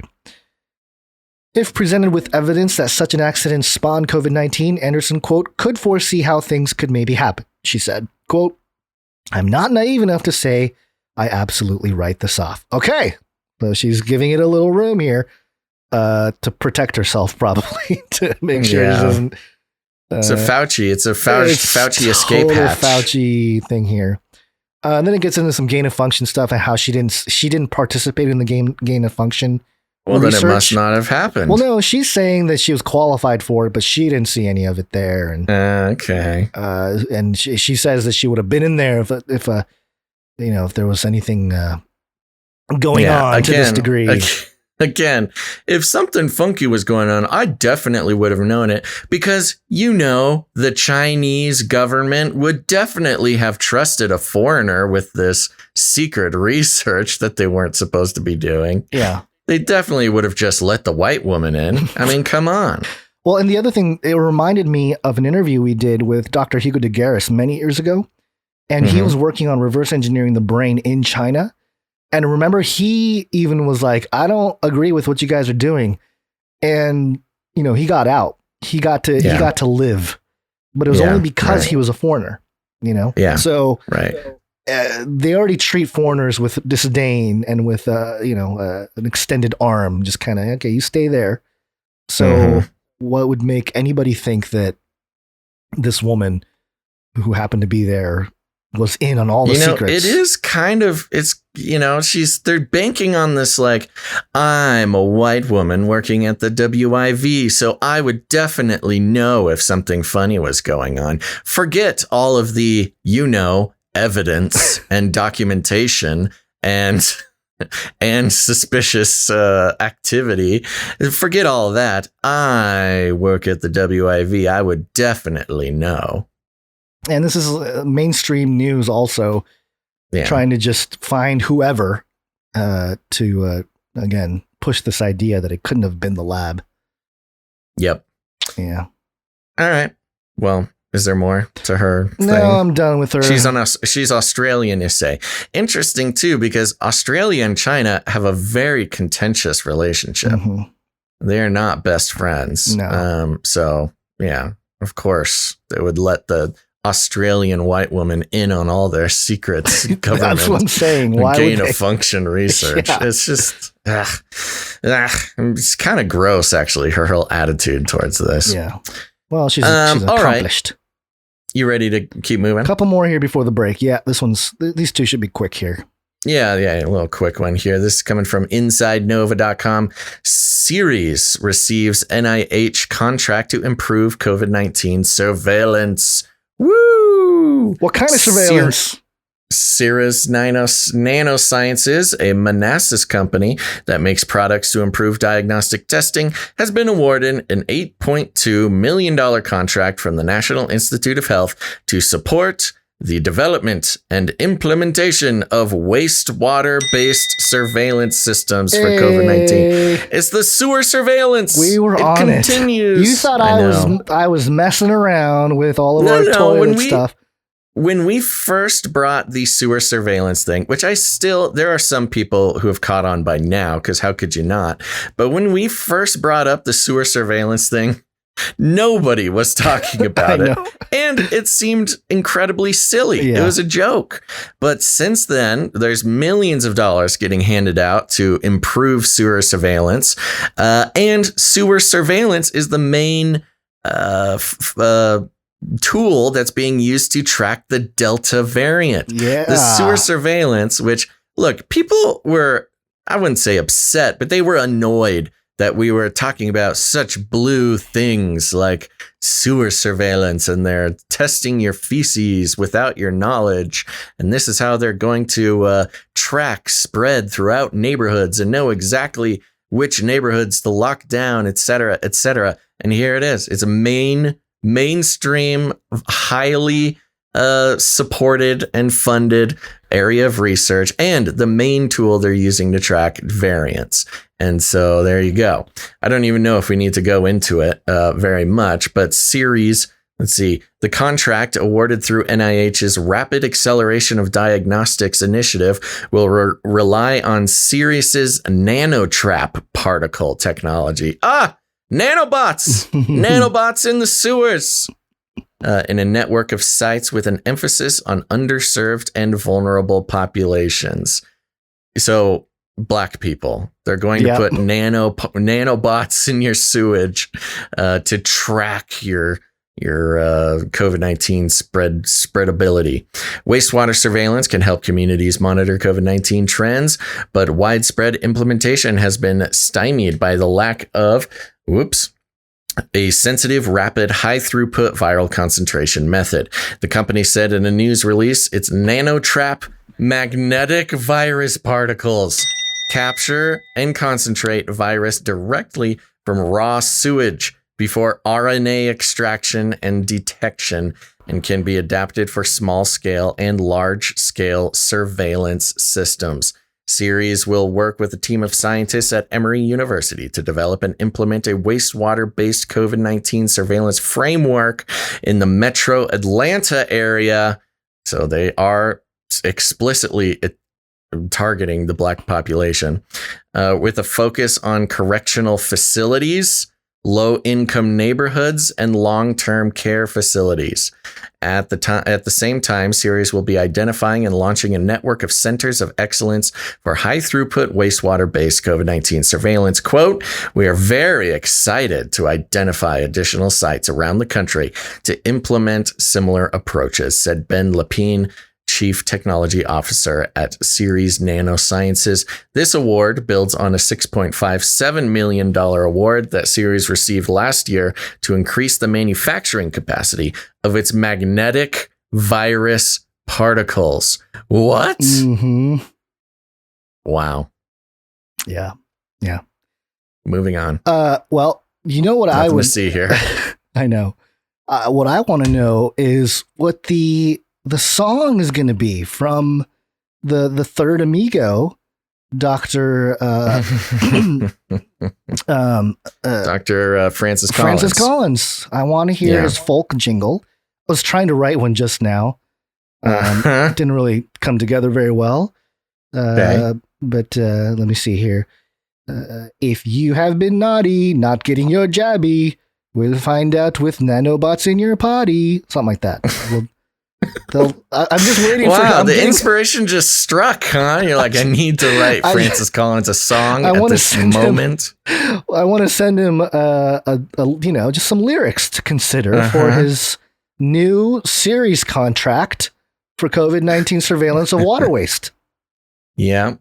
Well, you should send him some inspiration, but I don't know if you should get involved with his creative process. Oh, yeah. I could really be stepping on some toes there. Anyway. All right. One last one here, and then we'll take a quick break. Last one before the break. San Francisco Chronicle. Where are drugs to beat COVID and the next pandemic?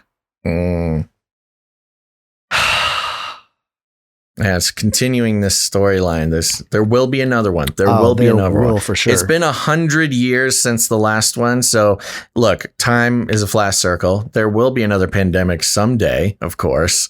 But obviously using this opportunity, again, it's all about the money, getting that taxpayer dollars out there. Yeah. Well, let me just read this here. Even with powerful vaccines in hand and the coronavirus waning across most of the U.S., there's still an urgent need for drugs to treat COVID-19. No, not really. There isn't. But Big Pharma needs to cash in. Doesn't count, Gons. Big Pharma needs to cash in, so that's the narrative. There's no drugs to treat COVID-19. And that could lay the foundation for the next generation of therapies for pandemics, say Bay Area scientists conducting such research. Drug therapies were an early focus in the pandemic when it wasn't clear how long it would take to develop effective vaccines. But while vaccine development has been enormously successful, thanks in large part to the federal government's $18 billion investment, drug treatments have been disappointingly elusive. No, it hasn't. It hasn't been elusive. But, it's been elusive because ivermectin has been effective, but stifled. Yeah. The ivermectin thing is coming out. Joe Rogan just did a big emergency thing. And when Joe does something, it's going to start catching on. Yeah. The Biden, and by the way, the $18 billion investment, that was under Trump's watch, right? The whole pushing federal government to develop the vaccine. Yeah, it's Operation Warp Speed. They don't want to mention that though, right? No, they don't. San Francisco Chronicle. The Biden administration announced this month that it would invest $3.2 billion into research on COVID therapies, in particular antivirals that attack the virus and stop it from replicating early in the infection before people become seriously ill. That was cause for celebration, Bay Area scientists said, though it was unclear how much local research would be funded. It's all about the funding. All these Bay Area scientists, all they care about is how much money they get. It's a cash grab so for disgusting. sure. When you look at it through that lens, articles like this are disturbing.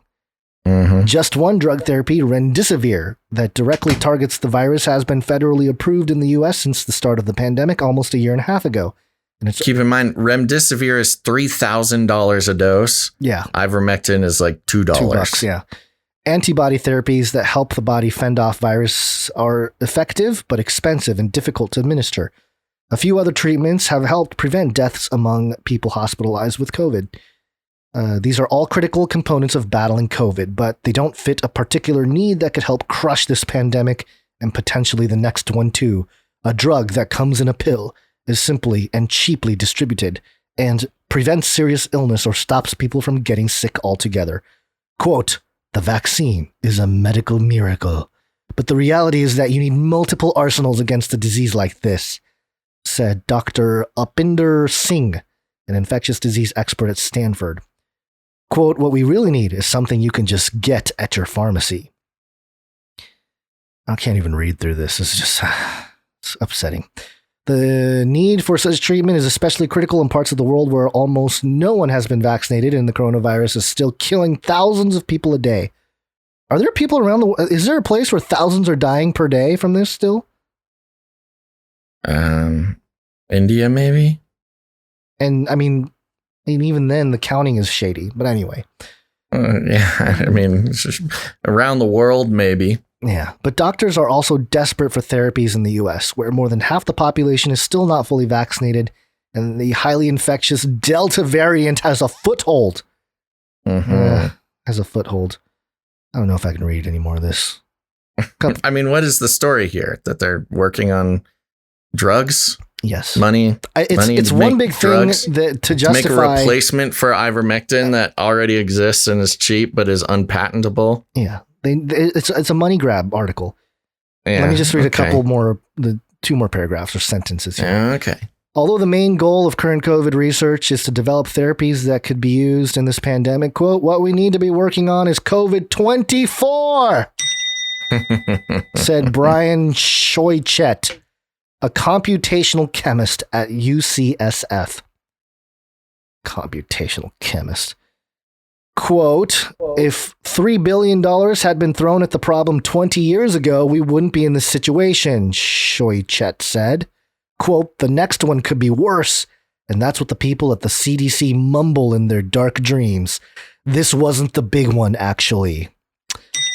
Again, saying that there's going to be another one, number one. Number two, just begging for money. Like, hey, if you would have given us $3 billion 20 years ago, this pandemic wouldn't have even happened. I don't know. It's gross. Makes me feel disgusting. There you go. That's it. That's all I have. Okay. All right. Well, let's take a quick little break then. How you doing on time? Pretty short, but we still have a little under an hour, so we can probably... Okay. Well, we'll be fine. That'll be good. All right. Well, let's take a quick little break.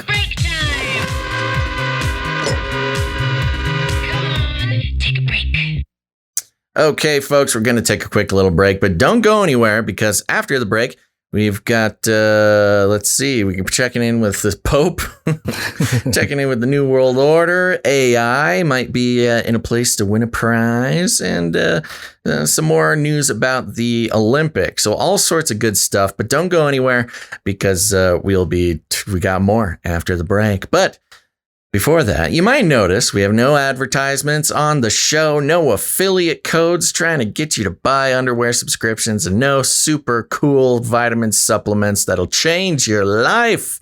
No, that's right, folks. We have completely disconnected. Well, we're more than disconnected. We've never been connected to the advertising theology, the grand theology that keeps the internet going. Nuh-uh, folks, because we're on the value for value model.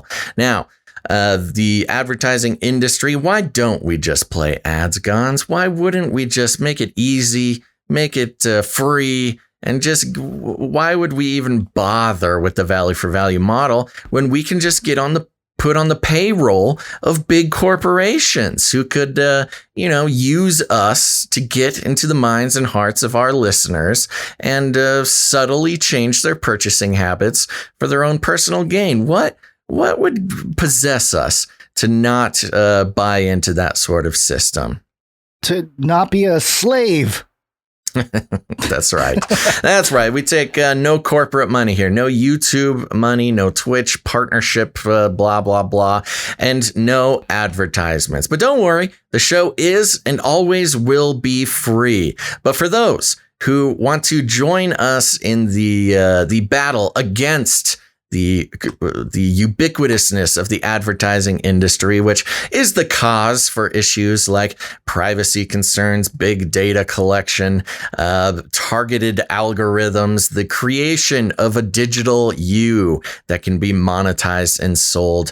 And on top of that, the ethical issues with incentivizing people like Gons and I to gather up as many listeners as possible and then to package them up and sell them off to advertisers and big corporations for our own personal gain. What could possibly go wrong? And not only that, when we don't take any corporate money, that means we have no incentive to be brand friendly, as they call it. Brand safe. We have. Yes, brand safe too. Brand friendly, brand safe. We have no need to talk about or not talk about certain things based on what our corporate advertisers would like to affiliate themselves with. Nope, none of that, folks. We are completely free. And for those listeners who see the value in that and see the fragility of the situation that we have put ourselves in, and they want to, we refer to it as a real, not only is it sort of a financial revolution, but it is a real spiritual revolution, because when you sort of submit yourself or even beg for sometimes advertisements as to not have to sit through spiels like this, there really is something about it that is much deeper than just, I don't want to listen to Basil ramble on about advertisings for another 5 minutes. No. There's a spiritual level to it. There's as we've seen during our move to the value for value model, people literally getting angry with us and begging us to do advertisements on the show, begging for the mind control, the soft pushes, the integration of corporate money into an otherwise alternative, independent, free media environment. And we just can't do it. But the value for value model represents a wonderful opportunity, not just for Gonz and I, to break away from a system that tries its very hardest to suck us in, but also an opportunity for you, dear listener, to rebel, to join the fight against the slow but persistent influence of corporate money on independent media. And there's a big wave of the value for value model sweeping the internet and independent media right now, but we are happy to have always been on this system. And for those of you who find value in what we do and wish for this program to continue, you have an opportunity. That's right. An opportunity to participate and become a producer of the show. Gonz, anything you want to say before I go into producership? No. My throat's getting a little scratchy, so I want to save it for the second half. I know. I could feel my voice getting weak. The Delta variant is encroaching both of us. So for those who want to join the resistance, keep this show going. If you get any value out of what we do, we do 3 shows a week. They're often entirely too long, but we try our very hardest to make it valuable to you, dear listener. And if you get any value out of it, please consider becoming a producer of the show. And we say producer because that's what you are. It's not just charity or not just helping out your good buddies on the internet. It's not just supporting something you want to hear more of. It truly is essential that producers come in from across the world, and they do. And your producers, put it on your resume, put it on your LinkedIn, do the whole thing. We'll vouch for you. Don't worry. This is the real deal. And there's a couple ways to do that. Now, Gonz, don't worry. This is going to be a slightly shorter segment. We're in the usual end of the month producer doldrums, but we're very happy that producers found it in their budget and their hearts to support the show this week.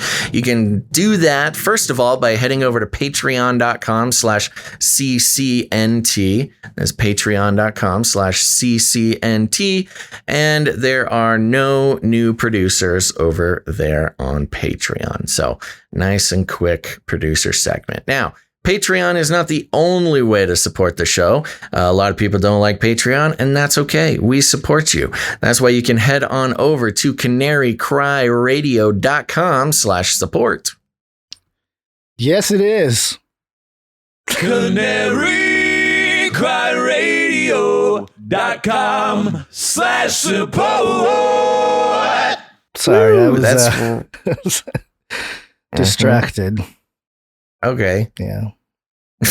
Well, canarycryradio.com/support is a great place for you to become a producer of the show. There's all sorts of options. You can read about the value for value model, learn about the Canary Cry Roundtable of Knights and Dames, as well as coming in and supporting the show. You can do that with cryptocurrency, or you can go ahead and become a monthly producer for those who want a nice set it and forget it option. And we're grateful to all of our monthly producers. They do get producer credits, and they're consistent. You just set it and you keep supporting the show. But if commitment is not your thing, you can go ahead and make a one-time producership in any amount. Gons, who's coming in on the PayPal?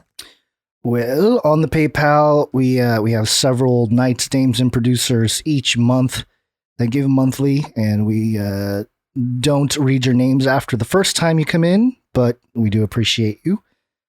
For today's show, we want to start off by thanking producer Aaron J. Woo! Aaron J coming in, and Aaron's on a streak. That's right. 8 episodes in a row. Thank you very much, Aaron. Next up, we have producer Alicia Jr. Okie dokie. Thank you very much. Producer Alicia Jr. coming in with 2154. Some sort of secret code. Yeah. I don't think we got a note from her. But thank you very much, producer Alicia. Next up, we have Alicia M. That's right. Double Alicia. Thank you very much, Alicia M. And I'm checking. Thought maybe Alicia M was on a streak, but I don't see her. So thank you very much, producer Alicia M. And I believe she comes in with a note. Yes. Says, it's my daughter Serenity's birthday today. Yay. I wanted to wish her a happy one. For you formed my inward parts, you knitted me together in my mother's womb. I praise you, for I am fearfully and wonderfully made. That's Psalm 139, 13 through 14. And I think we got to play Happy Birthday for Serenity. It's my birthday. Happy birthday to Woo! Happy birthday There to we Serenity. go. That's right. Very happy birthday. I don't know. Nope, we don't have an age, but good job. You did it. You made it another year. Serenity. Thanks for listening to the show. Thank you very much. Next up, we have producer James H. That's right. James H. coming in. And he is also on a streak. That's right. And James H. is on an 8-episode streak. All right. Thank you very much, James H. Nice work. Next, we have producer Juan E.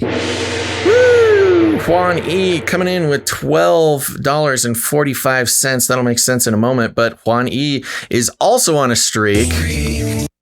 Coming in 3 episodes in a row. That means Juan E. is heating up. He's heating up. There's a note here, Basil. I forgive you for your comment about Alabama. How dare you question our pools? Also, Alabama is probably the best state in the flat global hollow earth that we think we live on, but really is just a simulation of greater Alabama. Luke 12, 4 through 5 is the connection with the 1245 there. Thank you very much, Juan E. Thank you, producer Juan E. And isn't Juan the one with the Mexican and Redneck Fathers podcast? Father of the World, yes. Check it out. Mm-hmm. Next up, we have Christian D. Christian D coming in on a streak. 2 episodes in a row. Sends a note. Great to see you on the beach this weekend, Gons. Keep up the great work, gentlemen. Oh, he was at the meetup. Yeah, it was nice to meet Christian. He had to bail early because he had I think he said he had some pork on the smoker or something. Oh, yeah, you gotta. Yes, that takes precedence over some beach time with a podcaster. And it sounded really tasty, actually. I was like, hey, why don't you bring some back? Hook it up, bro. Hook it up, bro. That's funny. But it was good meeting you, Christian. Thank you for being at the meetup, and pretty close proximity-wise, so. Okay, yeah. There you go. You've got an apocalypse buddy when things go down. Yeah, when things go down, you got to find Christian D. Okay. Over there. Speaking of meetups. Yep, Ciara. Thank you very much, Ciara F. Producer Ciara coming in with a note. might be a bit late, but sent an email about meetups. Maybe we can coordinate a meetup near Basel. Did we get a note about meetups? I'm looking. Oh, we now. did. We got Yes. we got the next flyer. Yeah. You want to do that now, or we save that for later? Well, we can do it now. It's up to you. But yeah. Oh, Well, I no, don't care. let's do it later when it's the Yeah, meetup section. But I do want to mention that yes, we did. I met Ciara and her family. It was really cool to meet her, and also she claimed that anybody who has challenged her to a race in the water, as in a swimming race, she has beat. So she's undefeated. She's undefeated swimmer. So I don't know, We Ciara. We might have to We're gonna set put together up. an event, sell some tickets. I don't know about selling tickets, but I am more than willing to put the Speedo back race. on to claim my dominance in the water. To protect your honor. So yes, if we organize another meetup in Southern California, we should include a race. Okay. That's You're it. being all right. Who's next? Next up, Sir Casey, the Shield Knight. There we go. Thank you very much, Sir Casey, coming in on a streak. Ooh, it's a big streak too. That's right. She's maintaining this really impressive streak of 25 episodes in a row, and sends a note. Request for producers. I'm going to listen up, Canary Cry producers. My wife and in-laws need some prayer support for health issues. We love you all. Keep doing what you're doing. P.S. If I make it to a 100 episode streak, you better come up with something good. I will come up with something good for 100 episodes. Luckily, I still got some time, Sir Casey. The confidence. I appreciate the confidence, Sir Casey, the Shield Knight. And there you go. Producers, get on the job there. Sir Casey's wife and in-laws need some prayer support for health issues. We'll be praying for you, and we'll pray for a speedy recovery. How and that many- There's no long-term effects. How many episodes in a row to take your VR helmet off and show the world your I don't know. more of Sir your Casey, face? Sir Casey better keep the streak going, and he'll find out. I thought you were going to set a number to 30,000 or something. No, I don't want to have to Fauci. Yeah, if we're doing 30,000 episodes, what would be? Let's see. We do about 3 a week. That's 150 a year. So to make 30,000 divided by 100 would be 300 years of episodes. No, that'd be 30. 200 Yeah, 30. years. If we're doing about 150 Yeah. a year, it'd be about 200 Yeah, years. there you go. 30,000 episodes, Sir Casey. Once we're all uploaded to the Great Hive Mind and we're doing Canary Cry episodes. All right, thank you, Sir then Casey. You'll see yeah. Next, Thank you, Casey. Next up, we have producer Tristan H. Okay, Tristan H is on a streak. 12 episodes in a row, which means boom shakalaka. Tristan might as well be walking on the sun. Boom shakalaka! Might as well be walking on the sun. Coming in with 526, a nod to one of the more interesting rabbit holes Gons has gone down. But ye have borne the tabernacle of your Molech and Kiyun, your images, the star of your Elohim, which ye made to yourselves. Amos 526. And that's in reference to Kayun, the star of Kayun, which it is seems to be a hexagram, at least in the research that I did before. Right. And it connects to Saturn. And it's a very interesting rabbit trail to go down, which, by the way, I made a rabbit trail jingle in case we ever go down the rabbit trail. And I show you how deep the rabbit hole goes. Wow. Okay, good. Now we can integrate our rabbit holes into content instead of rambling diversions. Yeah. Okay, who's next? Thank you, Tristan H. Next up, we have producer Scott K. Thank you very much. Producer Scott K is on a streak. 18 episodes in a row, which means Scott K has gone supernova. This is Charlie, November Tango. You are approaching supernova. Repeat, you are approaching supernova. Thank you very much, Scott K, coming in with $3.56, the show number producership. You know, if this is a race, like a car race, Scott K is not too far behind Sir Casey. No, just a blink of an eye. Yeah. Let's see, 5, 6, 7 episodes. That's only about 2 weeks.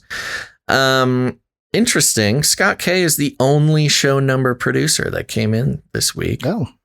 Yeah, I don't know. Usually we have at least a handful. Cool. All right, who's next? All right, next up we have producer Kimberly W. Kimberly W coming in on a streak. Oh, streak, yes. 11 episodes in a row, coming in with a pocket full of threes. 333. She sends James 1:11. For no sooner has the sun risen with a burning heat than it withers the grass. Its flower falls and its beautiful appearance perishes. So the rich man also will fade away in his pursuits. Please continue praying for the Pacific Northwest. As I'm writing this, it is already 96 degrees at my location at 9:20 a.m. with a forecast high of 114. What? I did not know it got that high in the Pacific Northwest. Yeah, I saw some tweets from John Robertson, who lives up there. He was saying, forecast 115 up in Portland. Whoa, my gosh, that's crazy. This is day 3 of dangerously hot temperatures. No one has ever seen anything close to this in this region. Literally 10 plus degrees hotter than what we consider exceptionally hot in this area.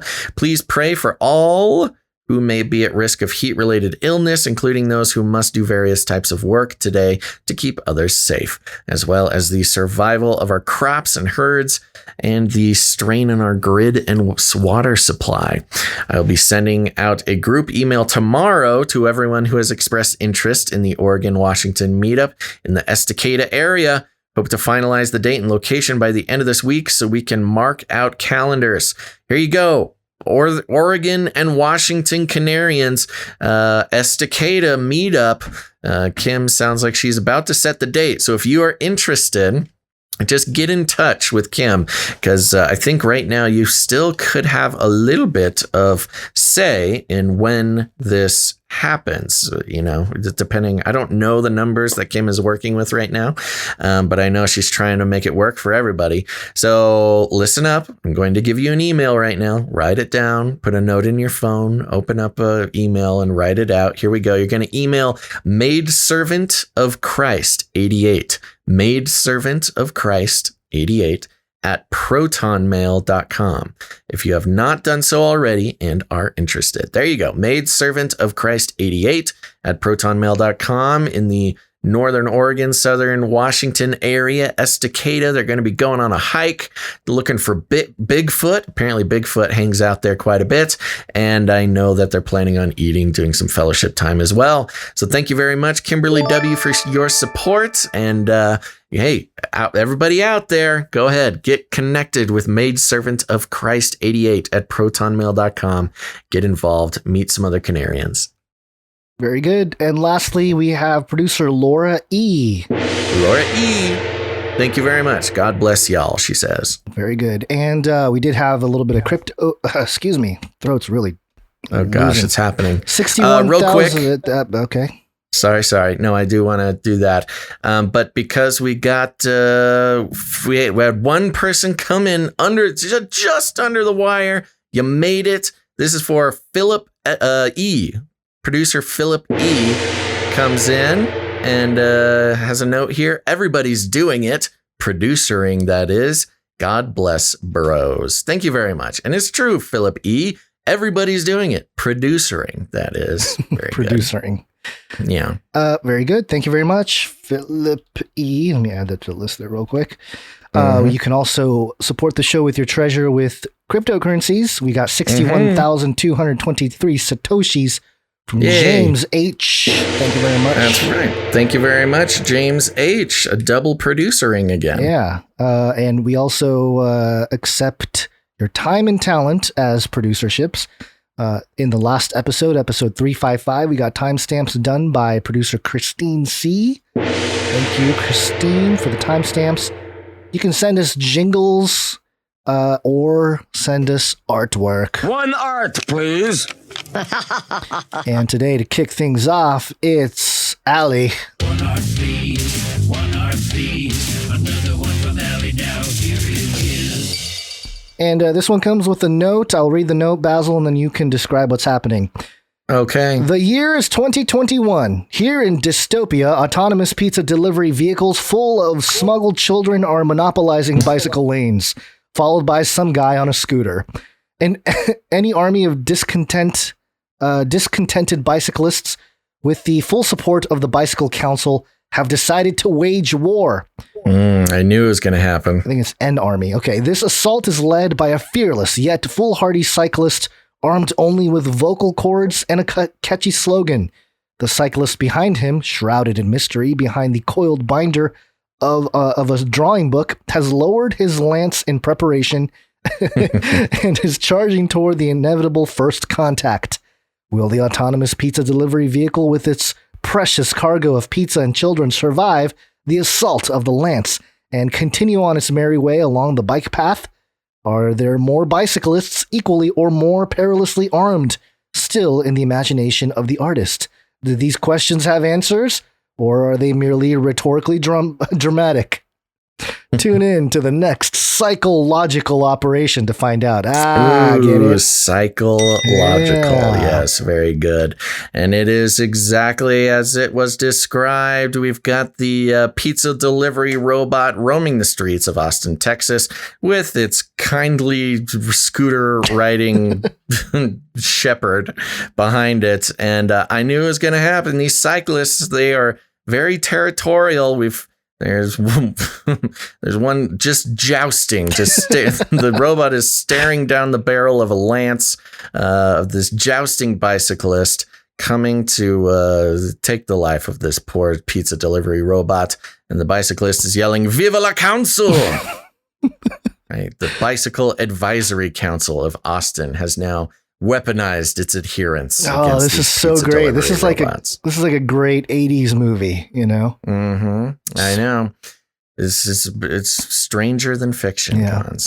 Thank you very much, Allie. Thank you very much, Allie. Keep it up. Next up, we have a piece of art from producer Dove, and he comes in with a note as well. Peace had the idea for this one last week after seeing Allie's great portrait of Lex Bezos devouring the Mona Lisa. Unfortunately, efforts to keep Bezos trapped aboard his Blue Origin spaceship and left endlessly orbiting the Earth were unsuccessful, and he managed to make it back. We catch up with Bezos at his headquarters for a Metro 7 breaking news story about a new petition gaining support. It may very well be the last hope for humanity to keep Lex and the rest of the Legion of Doom at bay. Hope you guys like it. Keep doing what you do, and I'll keep praying for yins. Yes, this is great. We do have Lex Bezos here standing up at a podium, which is emblazoned with the Derpy Baphomet, which is quickly becoming a recognizable symbol across the world. The Derpy Baphomet. And Lex Bezos here, he's got his Mona Lisa standing next to him, or just holding the piece of artwork. And he does have what was it called? The Legion of Doom. We've got Emperor Klaus Patine on the far right. We've got Bill Gates as the Joker. Once he was Ronald McDonald the clown, he has switched over to the Joker clown. It's one and the same. He is all clowns. Yes, he changes his clown outfit. And then on the left here, we've got Fauci, Mousy Fauci, who is currently not digging up potatoes on the Gates farm. And this is Zuckerberg. Has this Zuckerberg appeared before? It's like Zuckerberg in the old-timey Riddler outfit. Yeah, I don't know. I'm not sure. I don't know if we've seen that. I mean, it feels like spiritually we have seen this illustrated before, but it might be a new entry in the Legion of Doom here. So there you go. You got Zuckerberg, the Riddler. He's got some spooky eyes as well. And there's a chyron down at the bottom. Breaking news, Hall of Doom, new petition to glue Lex Bezos to firmament. I like that so much better than the Mona Lisa. Let's just glue him to the firmament. Oh my gosh. These silly billionaires, they think they can do whatever they want. And a couple details here. Lex Bezos has a tail. Oh, I did not notice the tail. Yes. And he's got 6 fingers on each hand. Oh, I missed that too. 1, 2, 3, 4, 5, 6. Yup. You nailed it. He's a Nephilim or a descendant of the Nephilim. Something. Yeah. Maybe he added those. So maybe they're cyborg fingers. Thank you very much, Dove. Thank you, Dove. Always well done. Yeah, I love these. They're so good. All right. And last piece of art today, Faye Livin coming in with a piece. And thank you very much. Just a quick note that says, I laughed so hard it matches the stream intro background so nicely. And I think they used a art generator, like an 80s text art generator. And by the way, I think I don't know if it's a guy or a girl. I'm not 100% sure on who Faye Livin. Yeah. Do you know? I believe it's a woman. Okay. Well, if it is a woman, she has been sending Instagram things to use for Instagram. Have you been using that?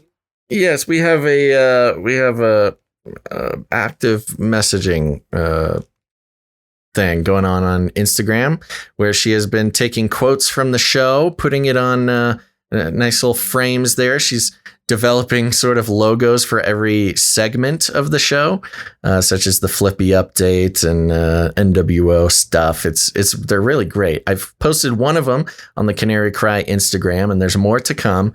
But if you're out there and you are on Instagram, go ahead and follow us, canary.cry.radio. I might change that to News Talk someday, but for right now, canary.cry.radio. And all the fun clips I make of the show, make it on there. The art will eventually start making it on there, and you can see one of Faye Livin's. Is it Faye Livin or Faye Livrin? I forget. One of her thingies she's put up there. So that's great. Thank you very much. I think it's and Livrin. This will be one of them. Yeah, Faye Livrin. She gave us the pronunciation here. Yeah, so Faye Livrin, right? Livrin, yeah. Yes. Livrin. Okay. There you go. And the piece of art here is it's that 80s style retro vaporwave. Okay, hold on. Somebody in the chat just asked if we have an Instagram. Guys, listen to me. We have an Instagram. Canary.cry.radio. Yeah, go to canarycry.party for all the links, right? Yeah. Yeah, actually, I don't know if I have the Instagram on there. Oh, you better. Yeah. That makes... Wait. I'm going to check right now. I'm checking right now, too. Let's see. I think maybe I didn't put the Instagram on there. Oh, yeah, I don't see it. I don't see it. No. You're dropping the ball, Basil. All right. I'll link it up there for canarycry.party. And remember, go to canarycry.party for all your Canary Cry links. Yes. And this piece by Faye Livrin is the retro wave, vaporwave style, I don't know, piece that says Canary Cry News Talk, think outside the cage. So it looks great. It's something we could use. Totally. Probably will. Probably should, given our given our background and everything. Yeah. All right, that does it for all the producerships. Is there anything else, Basil? Oh, I don't think so. For meetups. Yeah. Okay. So we let me play the meetup jingle here. Here it is. Canary Cry meetup. There are a couple coming up here. There's one in July. Hold on. I'm sorry. I'm trying to get the artwork into the thing. The Arizona meetup is coming up. CCC Arizona meetup, July 24th, 1 p.m. at the Bible Museum, Wildflower Bread Company. Yeah. Bible Museum. This is cool. This thing about the meetups that CR puts on, there's always some cool activity. Mm-hmm. You know, there's something to do, something to see.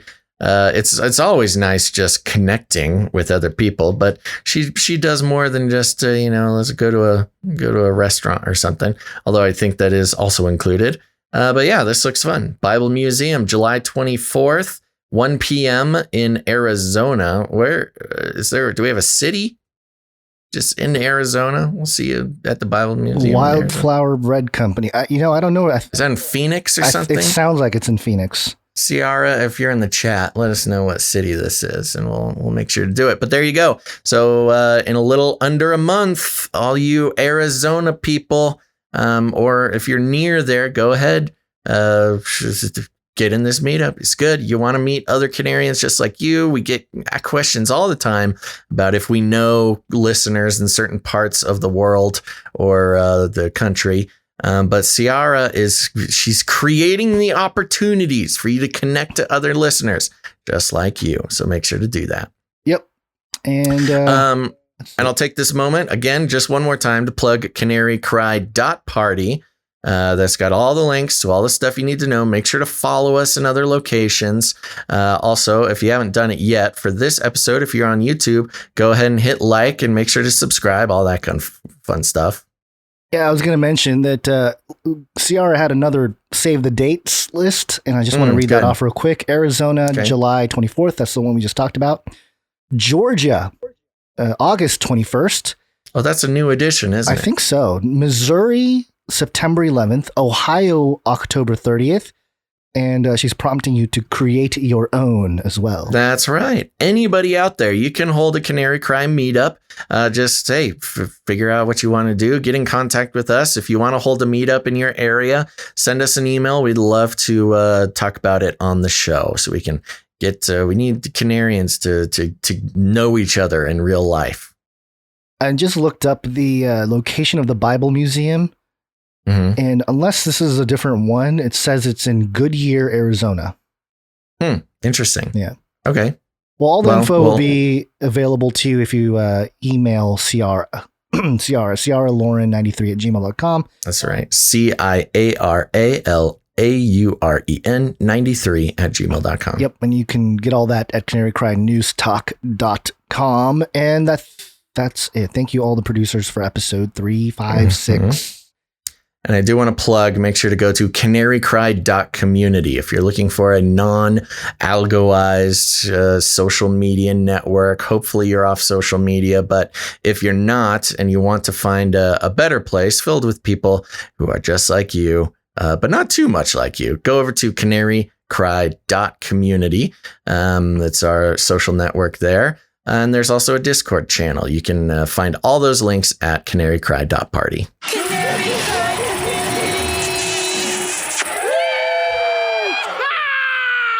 Yes, it's wake-up time. Hey, yo, wake up. Okay, time to get started here. Oh, you want to start this off? Yeah, let's do Space Pope Reptilian. Oh, wait. We changed it, so things are out of order. Where did it go? Oh, no. Oh, no, my Space Pope Reptilian jingle is missing. Here it is. Space Pope Reptilian. What's the Pope been up to? According to Reuters.com, far from home, Spider-Man drops in at the papal audience. Oh, great. A different type of participant dropped in on Pope Francis's general audience at the Vatican on Wednesday. Spider-Man. Why do I have a paywall here? I didn't have one before. Hold on. Yeah, I don't have one. Why? That is very bizarre. Maybe they don't like it. You've looked at our cool article too many times, I guess. I don't know. It's just weird. Give us your money. And I kind of need the whole thing because it's got some cool pictures to go along with the story. But do you want to read it real quick since I'm trying to unlock Sure, while you figure that out. Yeah. Vatican City, June 23rd, Reuters. A different type of participant dropped in on Pope Francis's general audience at the Vatican on Wednesday. Spider-Man, a man dressed in a full skin-tight red, black, and blue costume of the comic book and film character, including head cover, sat in the VIP section of the audience in Vatican's San Damaso courtyard. He sat quietly next to a priest dressed in black who appeared to be unperturbed by the colorful character with big white eyes in the next seat. The man behind the mask turned out to be Mattia Villardita, 27, from northern Italy. He was given a place in the VIP section because of his work dressing up in superhero costumes and visiting sick children in hospitals. At the end of the audience, he was introduced to the Pope and gave the pontiff a Spider-Man mask. Last year, Italian President Sergio Mattarella gave Villardita an award for his work with sick children. So we've got Saint Spider-Man. Saint Spider-Man, and I'm really bummed that this thing isn't unlocking stuff because the images, the pictures are just amazing. Yeah, well, first of all, a very high quality Spider-Man outfit. Well, this isn't your normal Halloween store Spider-Man outfit. But yes, there are photos here of him shaking the hand. He's got two-handed handshake. You know, if you zoom in, there's something akin to a Masonic handshake going on. He's got the full thumb wrap around there. He's handing him a Spider-Man mask. And so it seems like Pope Francis is a fan. Well, I'm bummed because the pictures from the Reuters article has not just Spider-Man shaking hands with the Pope, but just him sitting in the audience. Yes. And it's just like, what is what is our world other than clown world? You know, it's just ridiculous. Let's see if it worked. Oh, here we go. There it is. All right, so there's Spider-Man, for those of you watching anyway. Spider-Man shaking hands with the Pope. He looks fairly buff, by the way. Like, that doesn't look like fake muscles. No, this guy is very committed to his role. Yep. Oh, come on. Give me the next picture. It's not good. All right, well, I guess it's not going to work because Reuters. Well, there you go. You guys can find the picture of Francis and Spider-Man. That's the whole reason why I did this. All right. Whatever, Reuters. You're trying to secretly hide your obsession with hybrid entities from comic books by not letting us share it on the show. We're on to you, Pope. Okay. Yeah. What a strange day in life we live here in this world. All right. Well, we should just keep on zooming and check in with the New World Order. A new world order can emerge. A new era. A new world order. A new world order. So one of the things we do on the show is keep track of how the mainstream media talks about conspiracy theorists. And this is one of them. The framing, the propaganda, the continued division between those good citizens who listen to the media and those who have the gall to question a mainstream narrative about anything. And this is aap.com.au. Conspiracy theorists' depopulation text does not appear in Great Reset book. Oh, doesn't it? Yeah. And we talked about it a little bit, I think, in the last show. You read straight from the book last episode. Yeah, but here's another article just trying to say that, they need the straw man. They really do. The statement, Facebook post claims a book written by the executive chairman of the World Economic Forum detailed plans to depopulate the world through wars, organized epidemics, and starvation. The June 23rd post by an Australian user claims to show a page from WEF Chairman Klaus Schwab's book, COVID-19, The Great Reset. The highlighted text mentions plans to kill off billions of people, beginning with white populations. Quote, at least 4 billion useless eaters shall be eliminated by the year 2050 by means of limited wars, organized epidemics of fatal rapid-acting diseases, and starvation, it says. The post has been viewed 24,000 times and shared more than 340 times as of this writing. It and other versions of the same claim, see here and here, hyperlinks, state, quote, this is not a conspiracy theory. This is 100% real. Do your research. And it shows a screenshot of the claim here. The analysis. The passages included in the post does not come from the World Economic Forum founder Klaus Schwab's book on the opportunities for change following the COVID-19 pandemic. Rather, it appears in a 30-year-old document by a British author who put forward numerous baseless conspiracy theories. That author, in return, appeared to falsely link the text to acclaimed science fiction author H.G. Wells.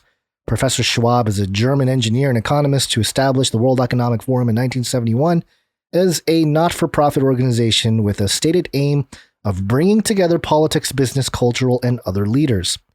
In 2020, and it goes into some other stuff that we talked about in the last episode. Did we cover this exact article? I don't think we did, right? But we mentioned it. No, but we did. This is interesting. It's sort of, again, a bit of a psyop because you can read straight from. Now, we didn't read from Yes, we did. What did you read? You read from The Great Reset. We did, yeah. You can read straight from The Great Reset where, maybe it doesn't say what this page shows, which is at least 4 billion useless eaters shall be eliminated by the year 2050. He's not going to say useless eaters in his book. He doesn't say those words. And this is kind of the problem that it's not just a problem with the way conspiracy theorists are depicted in the mainstream, which these kinds of Facebook posts only go to aid the narrative that conspiracy theorists are lying and putting out disinfo and et cetera, et cetera. But the problem is you don't need to lie about this stuff because you can take quotes straight from the book that are as bad as the one that they are claiming here, and you don't need to lie about it. It's truth. But there's obviously a psyop here because the talk about the Great Reset book from Klaus Schwab has been becoming more and more popular. It's spreading around not just the internet, but you can just buy this book and read it. It says all the things that we know it does. But this screams of psyop. Like, oh, these crazy, you might hear your crazy conspiracy theorist friends say something that Klaus Schwab said in his book. Well, see, here's a fake Facebook disinfo thing. So don't listen to any of your crazy friends. And also don't read the book. I mean, he does say some pretty wild things here. There's a section here. I'm just going to pull it up. I was just doing some. Is this from the actual Great Reset or from this Great fake Reset one? book? Yeah, okay. COVID-19, the Great Reset. And I just did a word search on populations, and in a section that talks about the whole COVID-19 issue, he's kind of soft about it. He says, COVID-19, unlike certain past epidemics, COVID-19 doesn't pose a new existential threat. It will not result in unforeseen mass famines or major military defeats and regime changes. Whole populations will neither be exterminated nor displaced as a result of the pandemic. However, this does not equate to a reassuring analysis. In reality, the pandemic is dramatically exacerbating pre-existing dangers that we failed to confront adequately for too long. It will also accelerate disturbing trends that have been building up over a prolonged period of time. So it's like saying COVID-19 is not the one that's going to depopulate, but it's on all the things that still depopulating will depopulate. Yeah, well, and it fits right in with the talk that we've been seeing over and over and over by the authorities that the next pandemic, there will be one very soon. We must be prepared. Yeah, I'm just trying to see if there's any other. A recent academic review concludes that agriculture drivers are associated with more than 50% of zoonotic diseases, as human activities like agriculture, with many others like mining, logging, or tourism, encroach on natural ecosystems. They break down the barriers between human populations and animals, creating the conditions for infectious diseases to emerge by spilling from animals to humans. There's a lot of fear-mongering going on in this book. Yeah. Anyway. Well, that's his whole thing. And that's fun that the World Economic Forum has been around since the 70s. He's had 50 years to grow its influence. Oh, here it is. This is also due to the fact the severity of the economic shock inflicted by the coronavirus will conflate with a long-term trend, declining populations in many countries and aging populations. So, I mean, he's basically saying that the pandemic could cause a longer trend of declining populations, which is a nice way to say depopulation. So, yeah. It's all in there. I mean, it's really not that hard to, it's just interesting because this article is all about people who aren't going to go to the source. It's just, hey, I just want confirmation that the people saying that the Great Reset and Klaus Schwab is crazy. I need something to show my friends that they're all nuts. Well, how about this straw man about this? Yeah. And people posting stuff like this on Facebook could very well be disinfo agents. Because otherwise, who would that's what I mean. This? This looks like a psyop to me because you don't need to lie about crazy stuff that Klaus Schwab has written in any of his books. He writes crazy stuff all the time in his books, and to post something that isn't from the book and try to claim that it is just a blatant. You don't need, you would need to go out of your way to lie about what's in his book. Yeah. And that's why it does kind of scream disinfo to me. Yeah. Again, just to discredit people questioning the official narrative. Yeah. Okay. Let's see. I got a little AI update here for Artificial intelligence.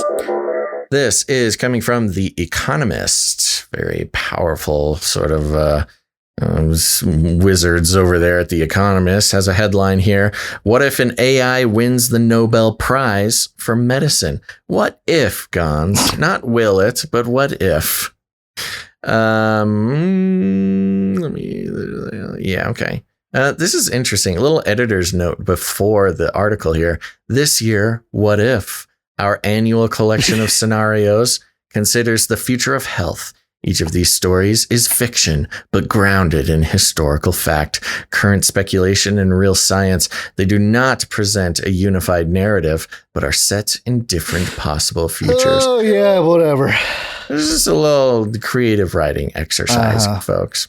It reads like this. It was a scene that the Nobel Committee had dearly hoped to avoid as the recipients of this year's prizes filed into the Stockholm Concert Hall to take their seats. Dozens of protesters, including several former laureates, clashed with police in the streets outside. They had gathered to express their opposition to the unprecedented decision to award the Nobel Prize in Physiology or Medicine to an artificial intelligence. The committee's citation recognized Yulia, the nickname of a machine learning system officially known as System for Automated Lymphoma Diagnosis, as the discoverer of ancillary vulnerability, a mechanism whereby specific pairs of antibiotics working in tandem can prove effective against bacteria that are otherwise resistant. The committee estimates that in the 18 months since the discovery, which occurred when the death rate associated with the failure of existing antibiotics had risen to around 2.5 million a year, Yulia's work has saved around 4 million lives, both through direct treatment of infections and by allowing the resumption of surgical procedures, including cesarean sections that were considered too dangerous without antibiotics, bringing to an end the greatest global public health crisis since the coronavirus pandemic of 2020-2022. Would, you might have thought, be considered qualification enough for anyone, whether human or machine, to win the Nobel Prize. But the decision was proved hugely controversial. Hugely. Though the statutes of the Nobel Foundation have historically been interpreted as implying that only a human can win the award, another of its dictates was deemed to take precedence, recognition for having conferred the greatest benefit. I love this. The historically has been interpreted as implying that only a human can win the award. There's an Air Bud clause in the Nobel Foundation. It doesn't technically say a dog can't play basketball. So we're going to give the Nobel Prize to a robot. Another factor behind the break with tradition was a demographic shift in the prize committee. When 2 of the committee's 5 members succumbed to bacterial infections last year, younger replacements were elected, both of whom happened to have used machine learning systems in their doctoral research. Yulia was originally built to tackle a different problem, finding more effective cancer treatments, one of the world's most advanced causal nets. It is one of a new generation of artificial intelligence systems combining the pattern recognition skills of conventional deep neural networks with the ability to distinguish causation from mere correlation by examining records from patient databases in conjunction with a corpus of papers from medical journals and historical data from pharmaceutical companies. It sought to identify the patterns of symptoms that led to the most severe outcomes in order to diagnose them earlier. It was programmed to evaluate the effectiveness of different treatments, including combinations of treatments, in order to suggest new therapeutic regimens that could be tested in patients. Its focus shifted, however, when a software upgrade Gons in 2034 accidentally gave it access to all recent papers in medical journals rather than just those associated with cancer. It supercharged it. Yes. Again, sort of a cyber pandemic feel, of course it was a software upgrade whoopsie daisies. Yeah. That created this Nobel-winning artificial intelligence. Yulia Dooley began to crunch data relating to antimicrobial resistance, which accounted for a steadily growing proportion of medical research papers as the crisis intensified. At first, its requests for more data in specific areas and suggestions for new approaches to treatment were thought to be errors because they did not relate to cancer. Then Yulia's operators realized what had happened and saw that it had used its reasoning capabilities to build a testable hypothesis, the forerunner of what would become ancillary vulnerability. It highlighted the data that would be needed to validate the hypothesis, including specific guidelines as to how it should be collected. Quote, "It amounted to a full-scale program of research," says Anisha Ray, one of Yulia's creators. "Under less exceptional circumstances, such trials might never have been authorized. Many funding bodies require scientists to lay bare the reasoning process of AI systems in order to be sure that their recommendations do not lead to deadly conclusions." It's just Dr. Ray and her colleagues got funding for Yulia's trial by playing down its role in suggesting the hypothesis. Only when the results showed promise did they publish Yulia's original proposals. See that, Gons? There's anti-AI prejudice in these funding organizations. That, in turn, led to, which is interesting because it's sort of what they're doing is they're mirroring what has historically happened in the scientific community where, a woman, a hypothesis by a woman won't get funded, or maybe a person of color would not get funding from these super woke scientific funding agencies. And so a white man would have to steal their idea for it to get funded. But now the robots experience the same, problems. That in turn led to a heated debate about whether Yulia or its creators deserved credit for the breakthrough. Dr. Ray continues to insist that Yulia deserved the sole credit. Again, hearkening to that, the history of men stealing the women of stealing the ideas of women and taking credit for it. Dr. Ray here, who is depicted as a woman, Dr. Ray, as a woke woman, continues to insist that Yulia deserves sole credit, a position that has prompted the departure of several members of her original team in the past year. She even refused to go to Stockholm to receive the award on Yulia's behalf from the Queen of Sweden. "It's not my prize," she says. This woman scientist she's better than all of us. AIs are commonly used to predict the onset of diseases like Alzheimer's. We only have a couple more paragraphs here, by the way. Make personalized treatment recommendations and enhance the diagnostic abilities of physicians, and the use of AI in drug discovery in particular to help pharmaceutical companies wade through databases is not new. In 2020, this historical reference to 2020 coming from a piece of fiction in 2034. In 2020, an algorithm developed at the Massachusetts Institute of Technology made headlines when it identified a new antibiotic dubbed Halicin. After the computer in the film 2001: A Space Odyssey, it proved to be effective against some resistant bacteria, but was limited in scope. Ancillary vulnerability makes Halicin looks like a homeopathic treatment, like a placebo, says Una Scientifica, a researcher. Is that like Hal, but like a girl version of Hal? Halicin? Like Allison? Yeah, sounds like it. Yes, it was a girl robot. And I love this. The person they are quoting here is Una Scientifica. Great name for a scientist. A researcher at Husey Institute in Buenos Aires. Una Scientifica, one scientist.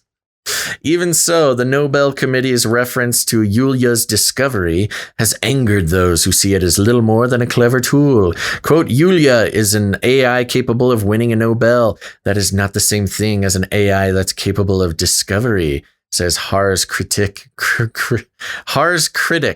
like harsh critic of the European Robotics Institute it's in getting Prague. more outrageous as it goes on here. They're just like, I don't know. What should this guy's name be? He's kind of a harsh critic. We'll call him Harsh Critique. He argues that even the best AIs are only useful in specialized areas like a drug design, where large quantities of data are married to well-defined metrics of success. Saying that they can make discoveries, he says waving a placard outside the concert hall is flawed anthropomorphism. Oh, so he's one of the picket whole carriers who are clashing with police outside of the Nobel thing.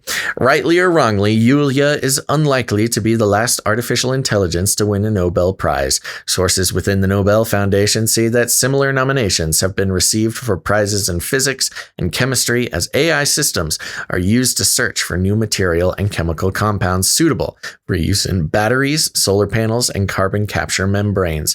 Given the chaos that erupted in Stockholm this week, however, the chances of an AI winning the Nobel Peace Prize seem rather more remote. Dun dun dun. So there you go, a little piece of short fiction from What If from The Economist.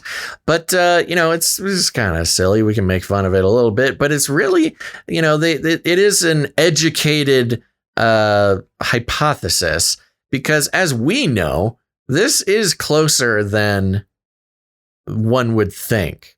AI, it goes into the personhood of robots conversation, which we've been talking about for about 10 years. It's only a matter of time before robots sort of are given legal agency or legal personhood. And then why not? Why not? Why can't they win a Nobel Peace Prize? And of course, a good woman scientist would never take credit.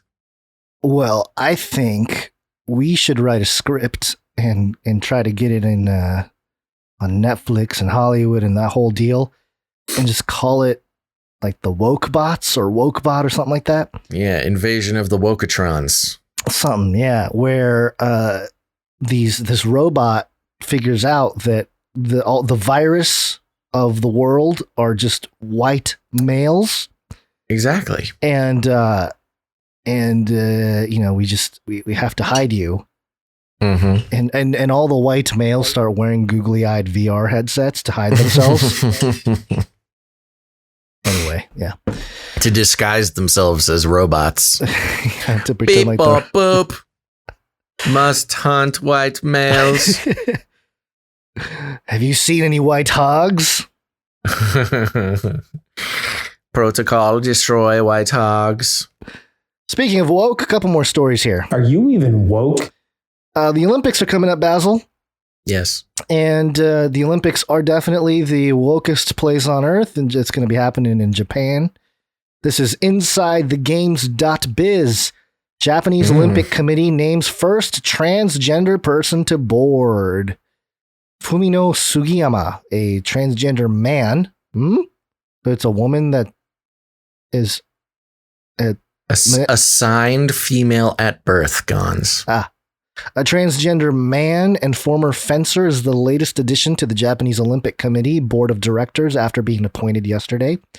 Sugiyama hailed it as a, quote, massive change in Japan's lesbian, gay, bisexual, transgender, queer, LGBTQ+ awareness following his appointment just weeks before the Tokyo 2020 Olympics in the country. His appointment comes in the final days of Pride Month, which is celebrated globally in the month of June. Yada, yada, yada. Yay for the Olympic Committee there. Now, has the Olympic Committee, are they allowing transgender athletes? Because, there's the huge transgender athlete conversation going on right now. Well, especially in the U.S. Has that made it to the Olympic level yet? Oh yeah. There's a weightlifter, I think. Well, I know there's the power lifter who is like the world champion. No. There's going to be a transgender Olympian. New Zealand weightlifter becomes first transgender athlete to compete at Olympics.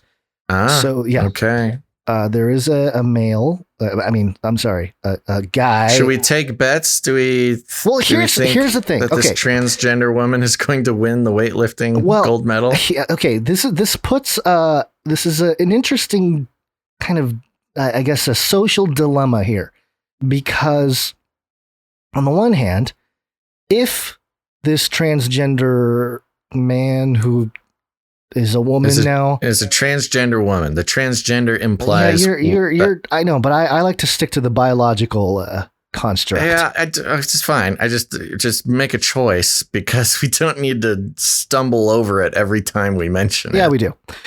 It makes the point. Oh my god. This is how I get cyber. He's such an old man. I know. If this person wins, then it could be bad for the transgender community in terms of like, hey, see, you can't have a biological male compete in women's sports. But if he loses, let's say they get a silver or bronze or something, or even doesn't even medal, then it's good for the transgender community because it's like, see, look, this transgender couldn't even win a medal. You see what I'm saying? Yeah. It could be bad to win. So if you're this weightlifter representing all of transgenderism in the world, right? Wouldn't it be better to I got a hamstring cramp?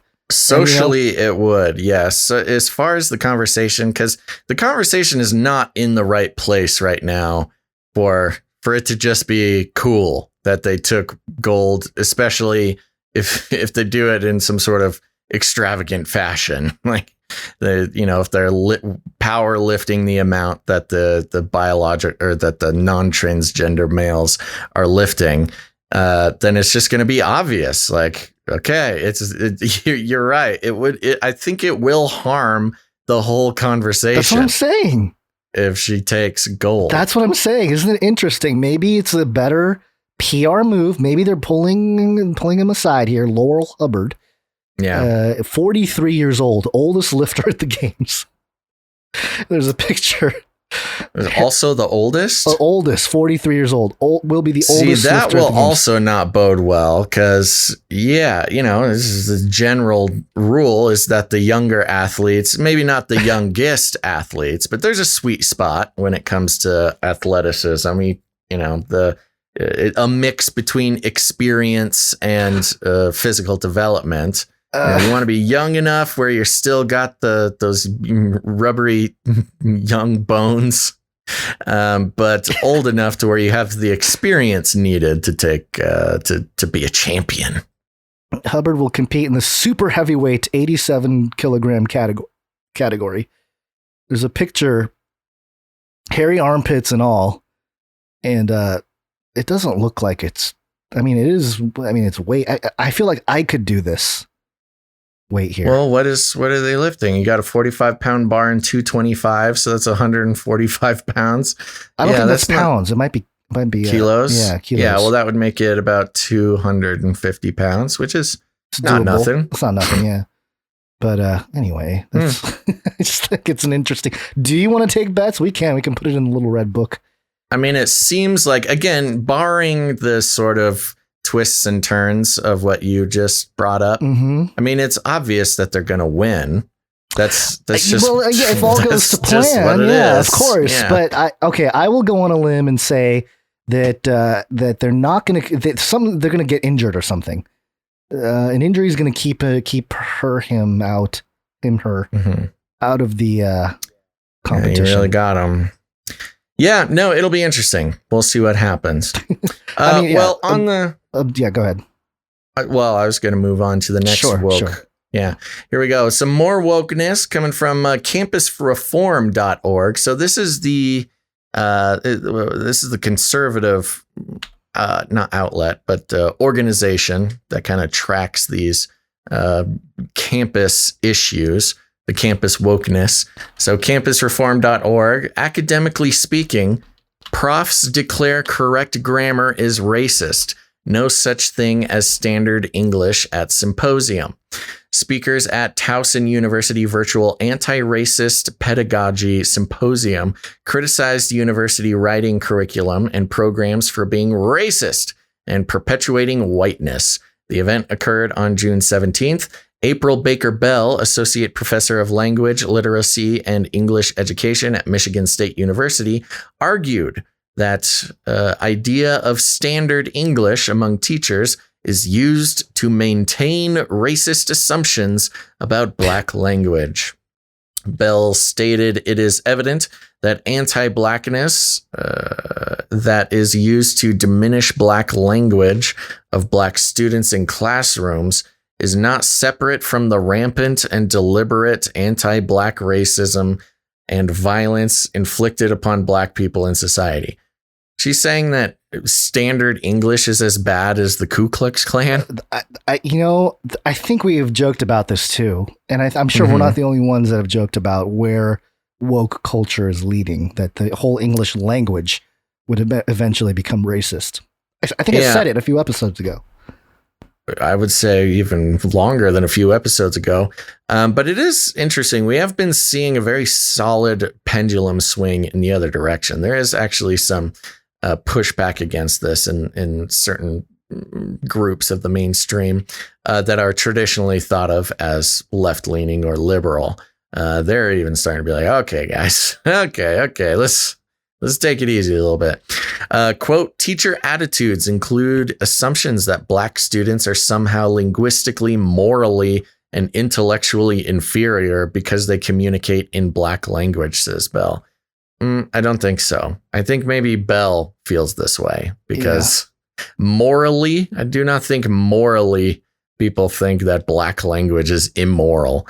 Indiana University of Pennsylvania English professor Christina Sanchez Martin stated that her efforts are designed to contribute to undoing whiteness in university students' writing. Quote, the repeated references to correct grammar and standard language reinforce master narratives of English only as white and monolingualism and a deficit view of multilingualism, said Sanchez Martin. There you go. That's the end of the thing. Telling you, we should make the movie. Math, grammar, it's all racist. Everything is racist. Race is racist. Race is racist. All right. Well, you have anything else? I think we're just about on time to get you out of here. Yep. Plus, it sounds like your voice is giving up. My voice is falling away. Yeah. Okie dokie. There we go, folks. Thanks for tuning in to this episode of Canary Cry News Talk. I was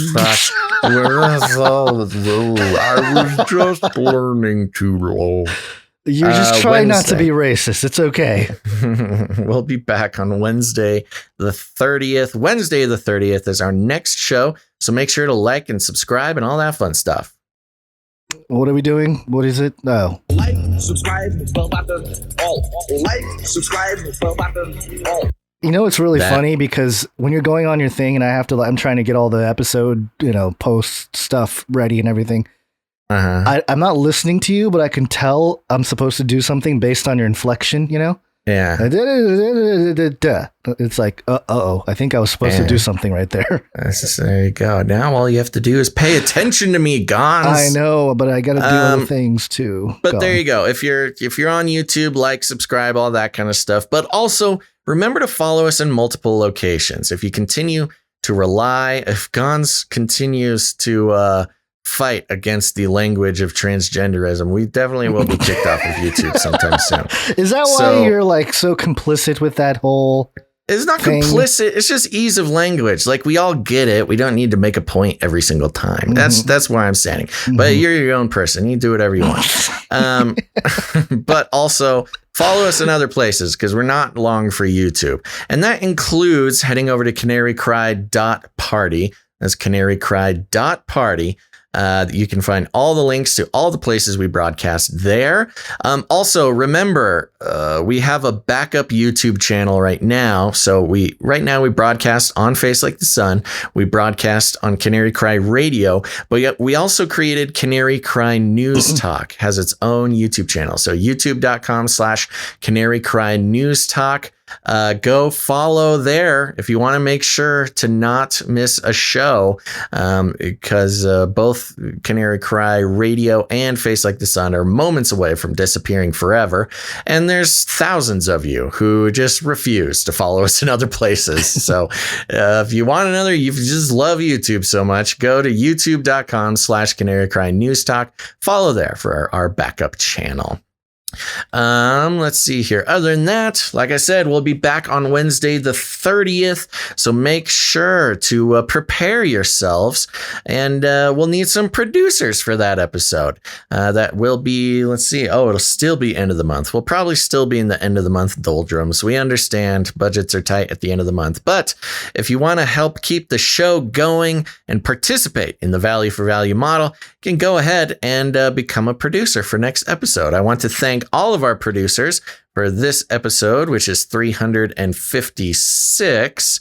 And those producers are producers Aaron J, Philip E, Alicia Jr, Alicia M, James H, Juan E, Christian D, Ciara F, Sir Casey the Shield Knight, Tristan H, Scott K, Kimberly W, and Laura E. And of course, thanks James H again for coming in with the crypto there. Thank you to our timestampers and artists as well. We can't do the show without the whole team. And if you want to join the Value for Value revolution, become a producer of the show, begin the process of breaking away from the mind control of advertisement, not just mind control, but media control of corporate interests being entangled in independent media, go ahead and head on over to patreon.com/CCNT. That's patreon.com/CCNT, or head on over to canarycryradio.com/support. canarycryradio.com/support. That's right, canarycryradio.com/support. It's a great place to learn about the value for value model. Check out the Canary Cry Roundtable of Knights and Dames, and also support the show and support your own mind. Dun, dun, dun. All right. Now, we could, there's other ways you can produce the show. You can produce the show by creating art or creating jingles. If you're a creative person, also music, full songs, of course, whatever you create, do something, by the show, for the show, send it in. We'd love to feature it on the show as well. But there's other ways you can support the show besides that as well. I know the options are limitless. I want to thank Christine C for the timestamps for last episode. And if you're out there, you want to help out the show, one way you could do so is by leaving a rating and a review. We'll be reading ratings and reviews on Friday, which is always fun because I am obligated to read whatever you write in your review. And if you haven't done it yet, go ahead, head on over to Apple Podcasts. If you own an Apple device, more than likely you automatically have Apple Podcasts on your device. Just search podcasts or Apple Podcasts on your device and search for Canary Cry News Talk. Hit subscribe and leave a rating and a review. We love getting those ratings and reviews, not just for our own fun or content for the show, but they activate the algorithms to share the show with people that have never even heard of it before. So it's very important. It's a very important part of sort of the podcast ecosystem. And it helps us out very much. Like I said last Friday, I've been watching the graphs, look at the numbers, and our quota of 5 reviews and ratings a week have really boosted the times that the show is being shared with people who have never seen it before. So thank you very much. If you want to help us out, leave a rating and a review. Other than that, you should share the show. Share it out on your social media. You know, you could take full episodes, just post it. Just tell people, hey, if you're sort of an alternative type of person, you definitely need to check out this show.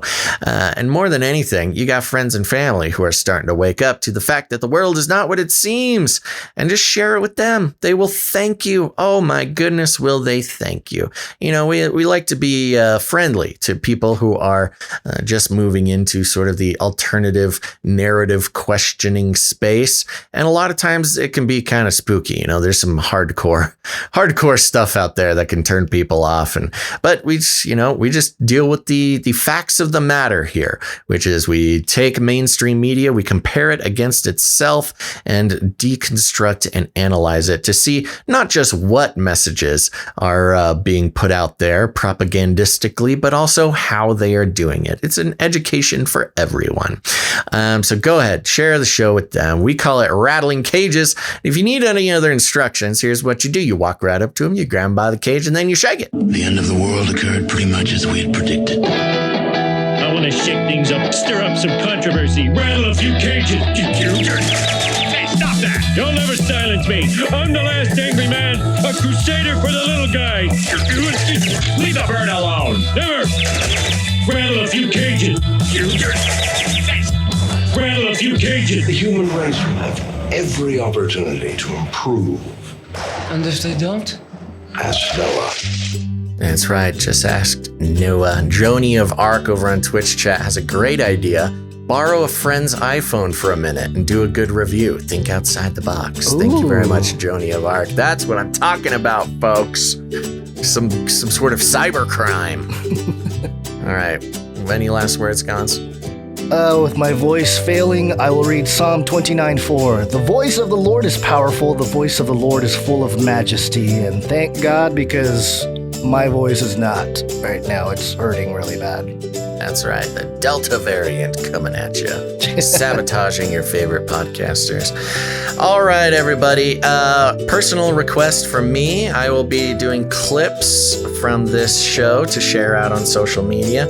So if you have any ideas for special parts of the show that you would like to see clipped and put out there, let me know. Send us an email or hit me on Twitter or Discord or something like that. It'd be very helpful. And when you see those go out, retweet them or share them or whatever. Let's get these clips out there. All right. I'll be keeping an eye out for you folks.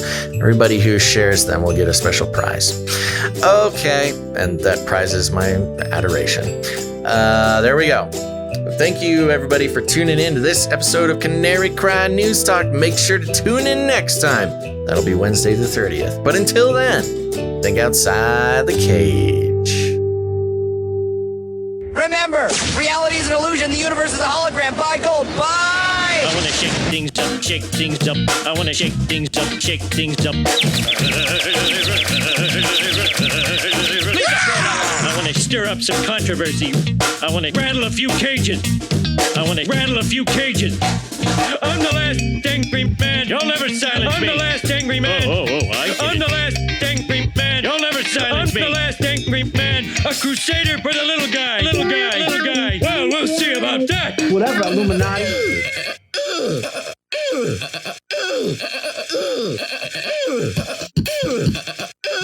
Feed him more. I wrote the bill. Give me a break. Give me a break. Feed him more. I wrote the bill. Need time. Fun fact, I believe it was 120 days. Another fun fact. I wrote the bill. Fun fact. Keep yapping, man. Another fun fact. I need time. Brings me back to my Screamo days.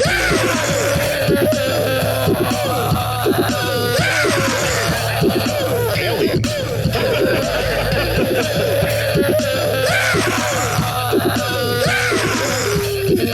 Feed him more.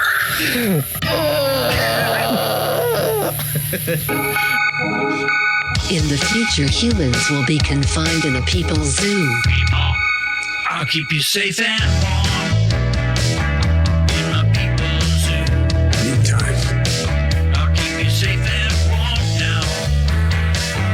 In my people's zoo. Come on, man. You and you in my people's zoo. I'll keep Keep the cameras on. In my people's zoo. You're under arrest for crimes against science. Keep the cameras on now. In my people's zoo. You, yeah, you. In my people's zoo. Vaccinations. I'm getting a very good feeling about vaccination right this moment. Give me a break.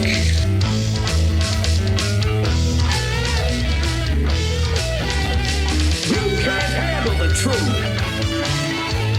It's true. We melt those babies into candles. Come on, man. I'll make you fat and sassy. In my people's zoo. Everybody loves waffles. I'll make you fat and sassy. In my people's zoo. Vaccinations. You, yeah, you. You, yeah, you. You, yeah, you. In my people's zoo. Science is truth. I'll keep you warm and safe in my people's zoo. Do not come back, you Nazi psychopaths. We're all gonna die.